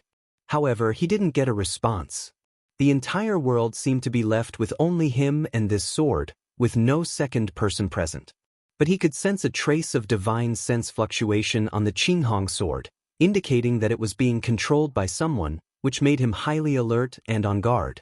At this moment, the Qinghong sword burst out with powerful sword intent. In an instant, rolling thunderclouds poured in from all directions, dimming the entire sky and earth. The terrifying sword intent locked onto the man in the Taoist robe, causing him to be moved. Thousands of lightning bolts intertwined in the thunderclouds above. Each bolt was like a group of dragons thrashing in the sea of clouds. The sword qi on the Qinghong sword surged wildly, burning like raging flames. The man in the Taoist robe immediately wielded his horsetail whisk, and streams of gang qi were released, gathering around him into a gigantic golden light mountain. On the mountain rose numerous statues, as if silently shouting. Suddenly, torrential rain arrived, and strong winds howled through the clouds. Under the flashing lightning, the Qinghong sword, wreathed in sword qi, seemed like an unparalleled demon sword, giving the man in the Taoist robe immense pressure. The Qinghong sword flew up, its tip pointing toward the man in the Taoist robe. The man in the Taoist robe immediately struck out with his palm, and the giant golden light mountain on his body burst into dazzling brilliance.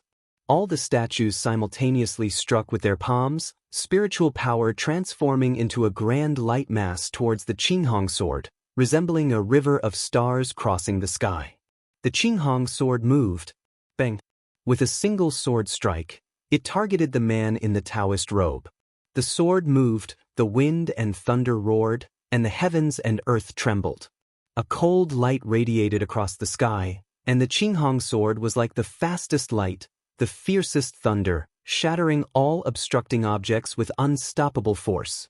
The river of stars was directly driven away, and the giant golden light mountain on the man in the Taoist robe shattered instantly. He immediately dodged and jumped away, but the next second, the Qinghong sword had already reached before him, relentlessly pursuing. He struck out with his palm, and the space in front of him seemed to solidify. An invisible barrier forcibly halted the Qinghong sword. Ripples spread around, giving the barrier a shape. Suddenly, the face of the man in the Taoist robe changed, darkly thinking something was wrong. Crash! The sound of shattering glass rang out, and the man in the Taoist robe instinctively retreated. Time seemed to slow down, and in his pupils, the tip of the Qinghong sword was getting closer and closer to him. The sword chi blossomed like a flower, so brilliant and magnificent. Bang! A strong wind came at the man in the Taoist robe, blowing off his hair crown. His black hair floated freely, and his Taoist robe was fiercely pulled backward. The sea of clouds behind him scattered, the thunderclouds above tore apart, and the sunlight poured down as if a giant crack had been cut through the sky, extending to the horizon. The man in the Taoist robe widened his eyes, looking at the sword suspended in front of him, unable to calm his emotions. This sword could completely harm him but stopped at a point he couldn't defend against. Under his gaze, he saw the Qinghong sword slowly descending. He seemed to understand something, neither dodging nor striking back. The Qinghong sword gently tapped his chest 3 times, then turned and left, its speed even faster than when he had chased. This time, the man in the Taoist robe didn't pursue because he knew it was pointless. He was simply not the opponent of the other party. His face gradually darkened. Though the sunlight shone on him, it felt so glaring to him. Inside the house, Guan wrote with one hand while raising the other to catch the Qinghong sword that flew in from the window. He had sent the Qinghong sword in several circles and only retrieved it when the disciples in the valley were not paying attention. After the earlier duel, Guan suddenly felt confident in his own sword Dao accomplishment. Killing Chu Xian in the Void-Crossing realm granted him 93 years of lifespan, and the Taoist robe man he encountered later was also at the Unification realm. Judging by his aura, he was probably at the initial Unification realm like Guan, at most not above the second layer, but he was still not a match for Guan's Taizong Divine Shocking Sword. He had always thought his actual combat ability in the same realm was weak, but now he realized he might have underestimated himself. Even without much combat experience, his cultivation in spells and ultimate skills was solid and genuine, not mere fantasies. Not everyone could spend thousands of years cultivating spells, while the vast majority of cultivators dedicated most of their time to chi absorption cultivation. Of course, fighting with a higher realm against a lower realm was always more stable. Gu unsheathed the Qinghong sword and placed it on the table. He turned his head to look at the outer gate city, where many great cultivators from the Supreme Sect had already gone. Tens of thousands of outer disciples survived, and Chu Xian's crimes could not be concealed. Yi Lan and the others were safe. He believed that the Supreme Sect wouldn't practice that demon skill again in the short term. The 2 big characters Guan carved at the heavenly repair platform became the focus of attention for cultivators, with great cultivators marveling at his sword intent, and outer disciples indignantly cursing Chu Xian, demanding a thorough investigation from the higher-ups. Because Chu Xian had used a formation to isolate the outer gate city in advance, the servant disciples of Mystic Valley didn't hear the commotion, but some disciples outside saw the turbulent sea of clouds and took notice. An hour later, more cultivators started flying over Mystic Valley, causing the disciples in the valley to talk incessantly. Guan didn't go downstairs, pretending to be unaware of the matter. Today, the Supreme Sect was destined not to be peaceful. After a night, in the early morning, Yi Lan, Su Han, and Zhen Qin returned. Guwen welcomed them in the attic, and Wuxin and Xiaochuan insisted on joining the fun, so Guwen let them in as well. Zhen Qin began recounting the events of the previous day, her voice full of surprises, making Wuxin and Xiaochuan experience emotional ups and downs. Yi Lan was uncharacteristically silent, no longer staring at Guwen all the time. Guwen roughly guessed the reason and pretended not to notice her unusual behavior. After Zhen Qin and Su Han finished speaking, Wuxin sneered. I knew long ago that the Supreme Sect wasn't as righteous as it's rumored to be outside. I didn't expect it could be so shameless, sacrificing tens of thousands of fellow disciples. Even the 1,000 Autumn Pavilion hasn't done something so heinous. Feeling vexed, Xiaochuan gritted his teeth and said, Brother, why don't we switch to another sect? Planting herbs elsewhere is still planting.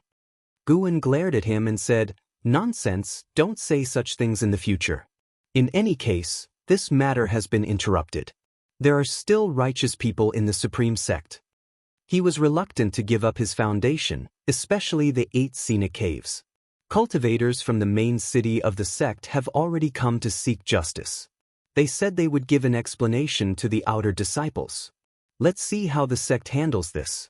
The commotion yesterday was too big to be hidden, and word will surely spread to the immortal cultivation world, Yi Lan said, still not looking at Guwen while speaking. Su Han, thinking of something, hurriedly said, Master, Martial Uncle Lu is severely injured. Even if he survives, I'm afraid. Guwen had noticed Lu Jujia's tragic condition the day before but was powerless to help. Lu Jujia's cultivation had been completely drained, and even if he survived, he would be a cripple, unlikely to cultivate immortality again. He wondered if Wuxian's Taoist expansion skill could help him. Tell him that if he doesn't mind, he can come to Mystic Valley to find me, and we can plant flowers and herbs together, living a peaceful life, Guwen sighed. Mentioning Lu Jujia's fate cast a heavy atmosphere over the room. Alright, everyone go now. I need to talk to junior sister Yi. Guwen waved his sleeve. The others quickly saluted and then turned to leave. Zhen Qin, being thoughtful, closed the door. As the door was about to shut, she gave Guwen a playful glance, leaving him somewhat amused and exasperated. The room fell into silence. Guwen could sense Yi Lan's unsettled aura. He smiled and said, Junior sister, you must be frightened. How about staying in Mystic Valley for a few days to rest? Yi Lan took a deep breath and turned to look at him, saying, Indeed I was frightened, but not scared. Senior brother, I suddenly understand your previous words. I truly was foolish. The path of immortal cultivation should primarily be about cultivating. If you and I were to hide in the mountains and encounter such evil people like yesterday, with no ability to fight back, it would be the most tragic thing for us. Hearing her speak this way, Guwen instead worried she was under too much pressure. Junior sister, don't overthink. It's good to work hard on cultivation, but dangers like yesterday's are rare to encounter, Guwen spoke earnestly. Yi Lan nodded and said, Although I don't know who the great cultivator who acted yesterday was, I will learn from him. When I become as strong as him, I will stand by your side, senior brother. She smiled and raised an eyebrow at Guwen. Seeing her return to her usual self, Guwen also smiled. Then Yi Lan talked about the situation in the Demon Extermination Hall. Almost all disciples there were crippled, but the main city of the sect intended to thoroughly investigate the hall. According to her information, this incident might affect the Hall of Elders in the main city. In the Supreme Sect, it was never a one-person's rule. Everyone had opponents, and Chu Xian's opponents were no exception. They would certainly seize this opportunity to act. Guwen also looked forward to changes in the Supreme Sect. If the situation remained this vile, he might one day grow tired and, once strong enough, let the Supreme Sect hear a different voice. 2 days later, in the Third Medicine Valley, Guwen was inspecting medicinal herbs when he suddenly sensed 2 auras. His brow furrowed slightly, but he didn't turn around. Soon, Gu Zong landed with someone. This person was none other than the man in the Taoist robe who had earlier battled the Qinghong sword. Guwen, come over, Gu Zong called out from afar. Guwen immediately turned and walked over, casting a life span detection on the man in the Taoist robe. Divine sense could detect a person, but lifespan detection had to be done through the naked eye. Xianxia, Unification Realm First Layer 780/3300/3500. Indeed, it was the Unification Realm First Layer. And his surname was G. Previously, he had seen a great cultivator in the Void Crossing realm surnamed G, but he hadn't expected there to be a G-named cultivator in the Unification realm hidden in the Supreme Sect. The foundation of the G family was truly terrifying. Guwen walked up to Gu Zong and saluted. Gu Zong smiled and said, "Guwen, this is the Vice Sect leader, and he's also from the G family." Upon hearing this, Guwen immediately saluted Xianxia. Xianxia nodded, smiled, and said, "No need for formalities. After all, you also come from the G family. Come, let's talk upstairs." Guwen immediately led the way. After entering the room upstairs, Guwen closed the door, and Gu Zong set up a restriction. Jihandan suddenly slapped the table and angrily said, "Outrageous. Simply lawless. Panned, and you must write this down and expose the Supreme Sect's sins to the whole world."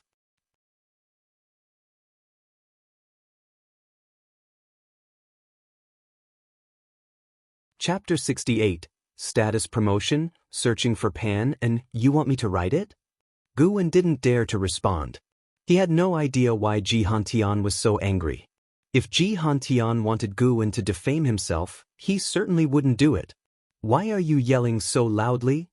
Gu Zong said discontentedly. He then sat down, gesturing for Guwen to sit beside him.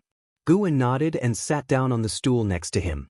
Xianxia, trying to calm his emotions, said, "Using tens of thousands of disciples to refine a formation, is this truly the righteous path? If not for that mysterious sword cultivator intervening, I would still be in the dark." He was truly upset. At that time, he was in seclusion when he sensed a strong sword intent, which startled him into coming out of seclusion. Traveling tens of thousands of miles, he arrived only to find that Chu Xian was beyond saving, but he heard the curses of the outer sect disciples, making him both angry and curious about the identity of that sword cultivator, so he pursued. He ended up being easily defeated by the other party. Ever since reaching the Unification realm, Xianxia felt he could walk unchallenged in the Taizong dynasty, with few able to match him. Most who could were ancient monsters in long seclusion. He hadn't tasted defeat in a long time. The most crucial thing was, the other party not only defeated him but also helped him. If that person hadn't intervened when I came out of seclusion, wouldn't the hatred for the outer sect's destruction be pinned on the demonic sect?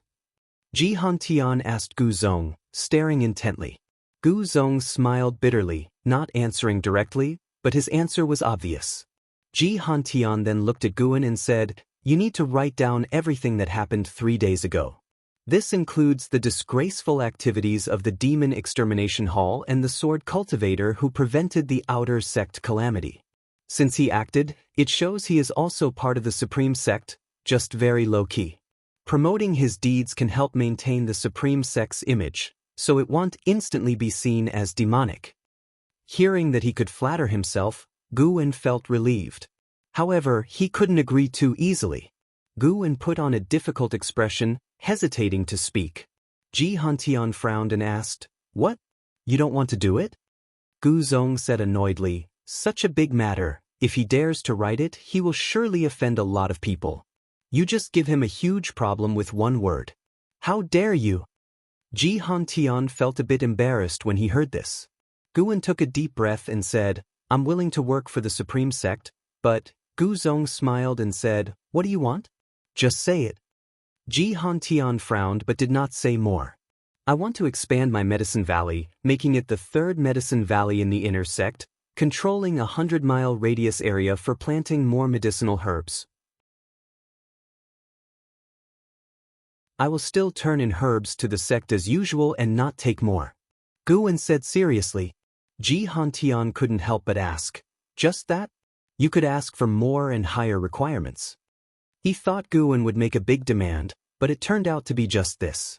Guwen nodded and said, "I only want this. My talent is mediocre, asking for treasures or cultivation techniques would only bring trouble." growing medicinal herbs is my hobby, and it gives me more inspiration for writing, which also benefits the Supreme Sect. Xianxia couldn't help but look at Gu Zong. Gu Zong smiled and said, "Don't underestimate him. He's truly thinking this way. You may not know Pan An's reputation, but get to know him in these few days. As long as he speaks, the Hall of Elders will surely promote him to true disciple." "Oh, his books are really that amazing? Read The Investiture of the Gods. You'll absolutely like it." "Alright then, I will make the decision. In that 100-mile area, you can grow whatever you want. Also, you will receive a set of the 6th grade Spirit Protection Array." Gu Zong handle this matter. Xianxia said seriously. Gu Zong smiled and nodded. Guan immediately bowed to thank Xianxia. Gu Zong started to inquire about the sect leader's view on the matter. Xianxia sarcastically said he would surely feign ignorance. The sect leader and the vice-sect leader did not get along.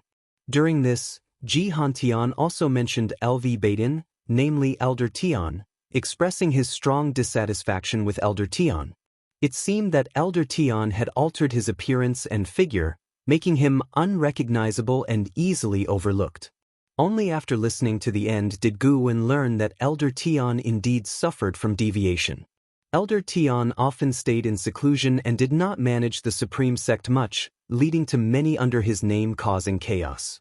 After his deviation, they elected Elder Chu Tianqi as the sect leader. In Xianxia's words, Elder Tian was already seen as dead. This made Guwen have more conjectures about the relationship between Gu Zong and Xianxia. Only after half an hour did Xianxia and Gu Zong leave. Guwen stood on the grass, watching them go. Suddenly, Elder Tian came over curiously and asked, "Is something happening with the outer sect?" Guwen nodded and briefly explained the situation, making Elder Tian frown. "Elder Tian, what do you think? Do you believe the Supreme Sect is righteous or evil?" Guwen asked casually, squatting down to look at a medicinal herb ahead. Elder Tian responded, "The line between righteousness and evil isn't easy to define. It shouldn't be judged by the present, but by future generations." These words. No wonder the Supreme Sect is so crooked. Guwen stopped inquiring, not bothering with Elder Tian.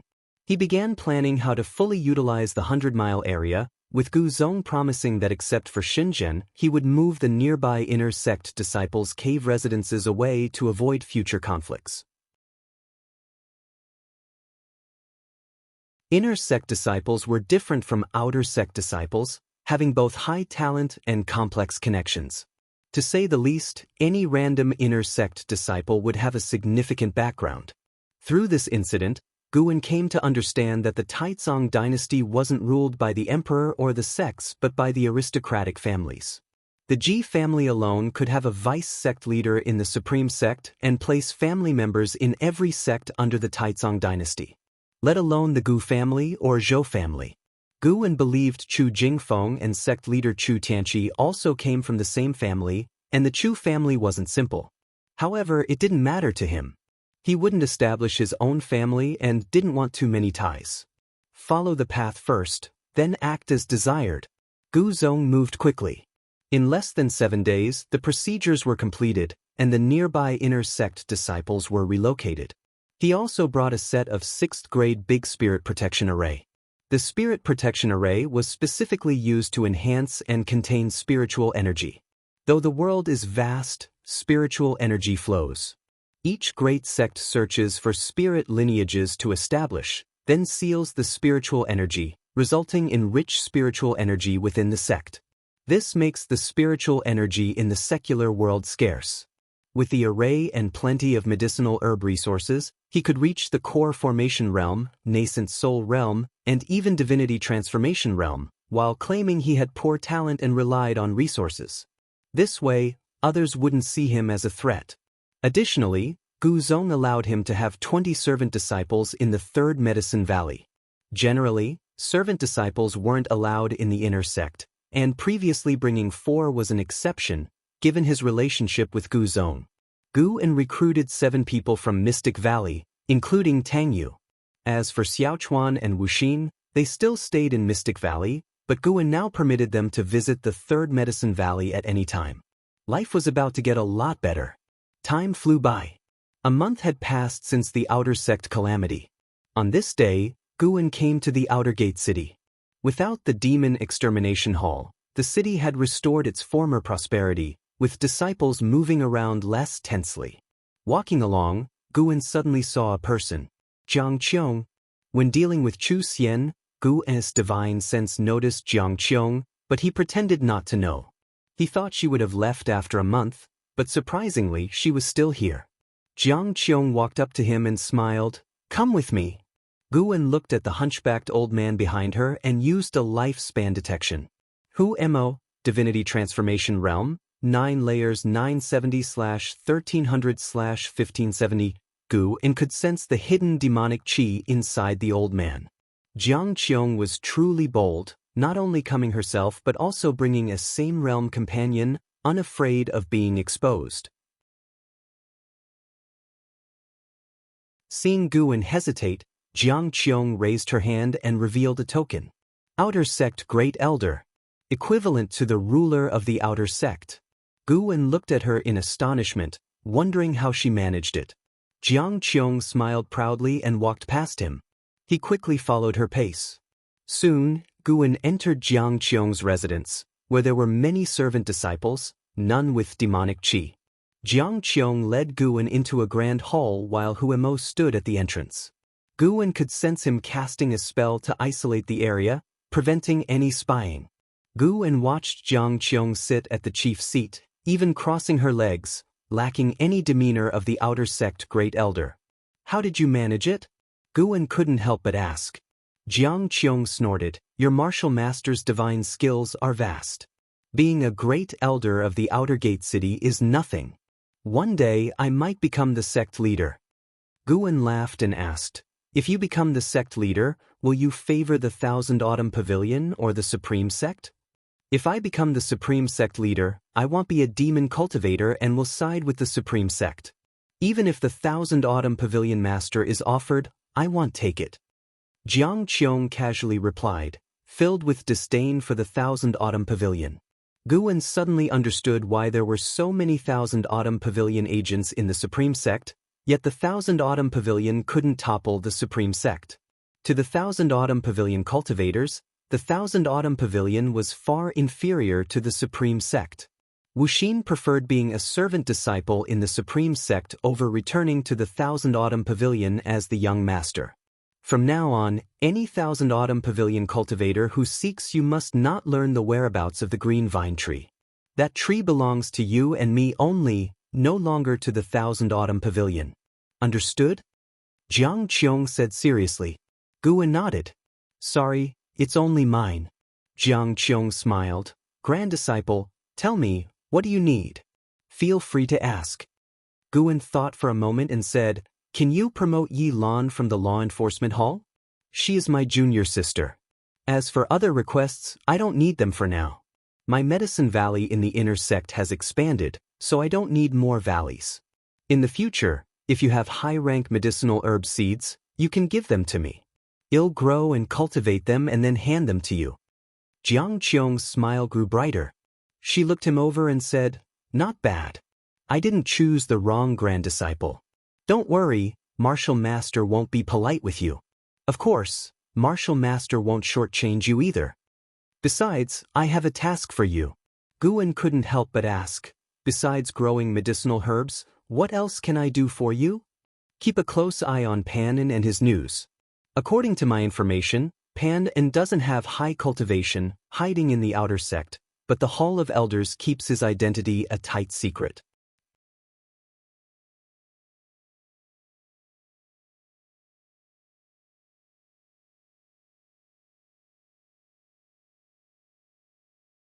Looking at these words, righteous path, they truly stir my heart. I heard Panin wants to write about Sword Venerable Fudao in his book. I wonder what kind of story it will be. Sword Venerable Fudao. This was the title given to Guan by Chu Tianqi, the sect leader of the Supreme Sect. More precisely, it was conferred upon the mysterious sword cultivator who killed Chu Xian. Sword Venerable Fudao, upholding the righteous path.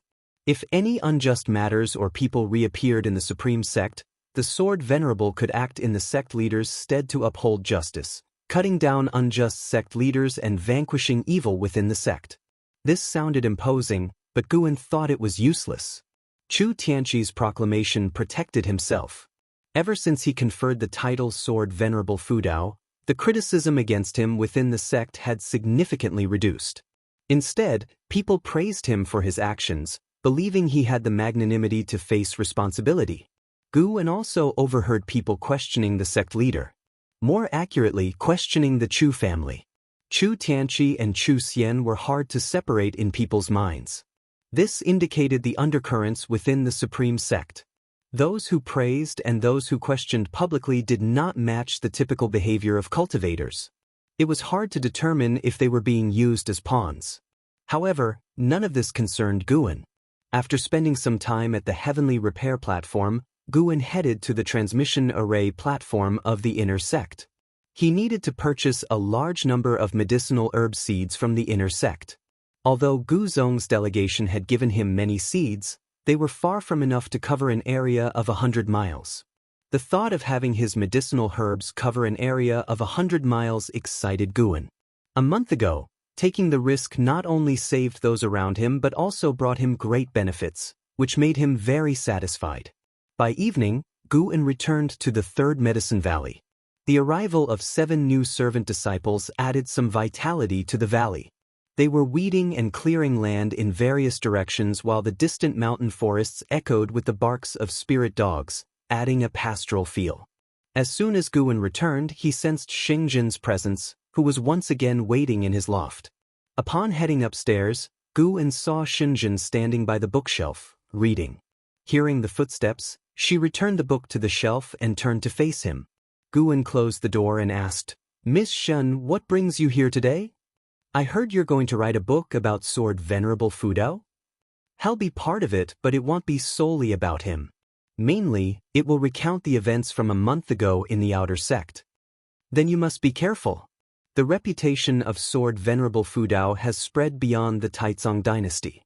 Just yesterday, I received a letter saying that sword cultivators from the Great Yu dynasty are preparing to challenge him. Many believe that since you're writing about Sword Venerable Fudao, you must have a connection with him. They think finding you is easier than finding him." Shenzhen laughed lightly as she spoke, her eyes gleaming with mirth. Guan sighed helplessly. "How could I possibly meet Sword Venerable Fudao? To write about him, I need to gather material from the Outer Sect. Don't worry. I haven't disclosed your identity to anyone. Even my father wanted to know about you, but I refused." As Shenzhen spoke, she took out a book from her storage bag and placed it on the table. "Though I haven't told anyone, you should still be careful. The power of Sword Venerable Fudao makes many sects uneasy. They all want to gather information about him. Additionally, here is the book I wrote. Within a month, the book collection hall will start selling it nationwide. You can take a look first." With that, Shenzhen walked out, brushing past him. They were already familiar with each other, so Guan did not see her off. Instead, he went to the desk and picked up the book Shenzhen had written. Supreme Secret Records. It sounded very serious. Guan immediately started to read, but as he continued, his brows began to furrow. Really? He had thought Shenzhen's writing wouldn't surpass Green Hero Travelogue, especially regarding matters between men and women. To his surprise, she wrote in even greater detail. This person acted demure in front of him but wrote so uninhibitedly in private? This content shouldn't be published, right? Guan hoped that the scrutiny of the book collection hall would do its job.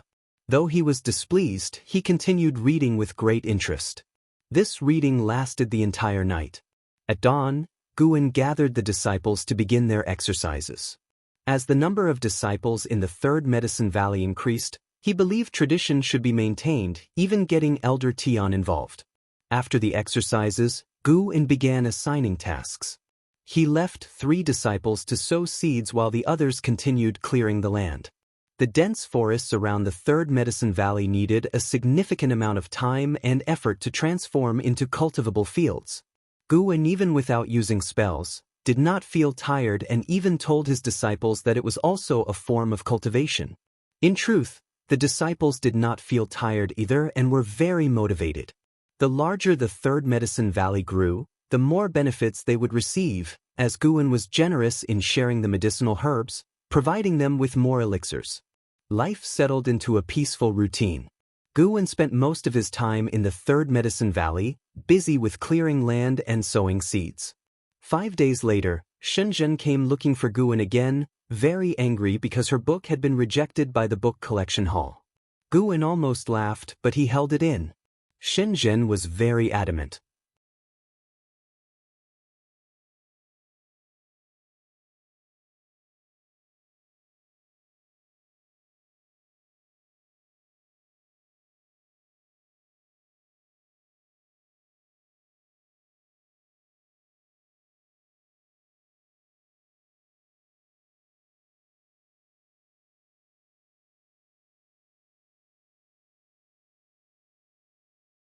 Indeed, upon learning of Venerable Fudao's sword intent at the Supreme Sect, Yi Luyan's eyes brightened, and he immediately leaped out of the valley, flying through the air.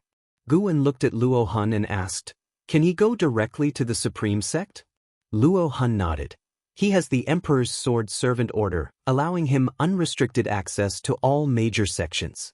Upon hearing this, Guan asked no further questions and headed toward a certain garden area to harvest the nearly ripe medicinal herbs. An ancient hour later, he left Xianxia Valley. The new year arrived amid the winter cold. Right after the Lunar New Year, Guan returned to the outer gate. He first requested another batch of high-rank medicinal herb seeds from Xianxia and then went to the heavenly repair platform to join in the excitement. Zuijian and his son were still sitting in meditation, seeking sword enlightenment. Guan also saw Yi Luyan. He, too, was meditating near the righteous path words, frowning in deep thought. Guan's gaze shifted above the word, path, and his brow furrowed slightly. Source, web novel. Com, updated on Envgo.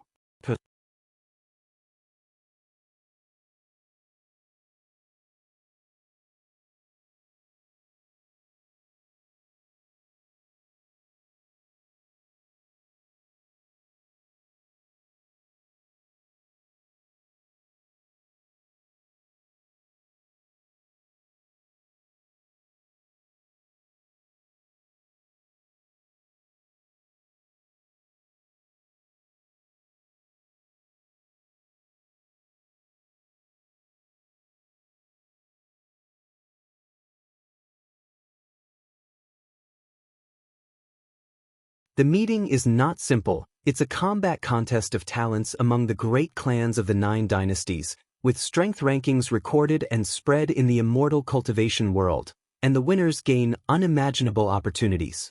It's a contest of both clan honor and personal fame. By the way, your Ji family's Ji Xiaoyu will also attend. Hearing this, Gu's mind filled with various scenes, feeling quite interested. But he had no qualifications to participate. Even if he did, he wouldn't go. Just hearing about it was enough. "Can you defeat our third miss?" Guan teasingly asked. "Couldn't before, now I'm not sure," Liya said confidently, making Guan glance at him. This guy's chi blood didn't seem normal. Why did he feel like demon beast chi blood? They continued chatting on their way back to the valley and drank late into the night, with other disciples gathered to hear Liya talk about the 100 Clans Grand Meeting. Even Elder Tian joined in the fun. By the way, former sect leader LV Baitin once won the top of the Hidden Dragon list, Dragon and Phoenix list, and Immortal Fate list. He was invincible at every stage. It said he was the strongest sect leader in Supreme Sect's 3,000 years, but unfortunately he deviated and perished. Liya sighed. Guan raised his eyebrows. Elder Tian was that formidable? He didn't look at Elder Tian to avoid revealing he knew Elder Tian's true identity. Tang Yu couldn't help asking, "Martial Uncle Liya, can Zhou Tongyu win this Hidden Dragon list top position?" The Hidden Dragon list ranked talents under 100 years old among various clans. Zhou Tongyu was already the number 1 of the younger generation. The book Supreme Immortal Venerable boosted his reputation. Many felt the Zhou Tongyu in the book was him. He had also visited Supreme Sect, sweeping the younger generation before leaving proudly. Li Ye glared at him, saying, "What are you talking about? That top position is naturally your martial uncle's." "What, Zhou Tongyu? Watch, this time your martial uncle will make him taste defeat." Upon hearing this, all the disciples admired Li Ye. Such confidence was inspiring.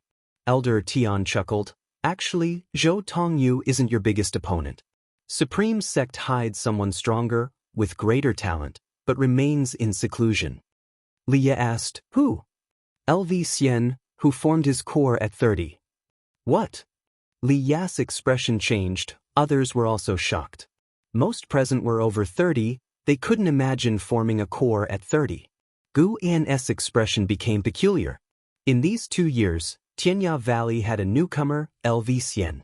He hadn't linked LV Xian to LV Baiyan before, now it seemed, were they blood-related? Li Xiandao was truly capable, even digging out Supreme Sect's hidden genius, quite outrageous. You're tuning in to the Wandering Hero YouTube channel. Don't forget to subscribe and join us on this journey to catch the most captivating stories.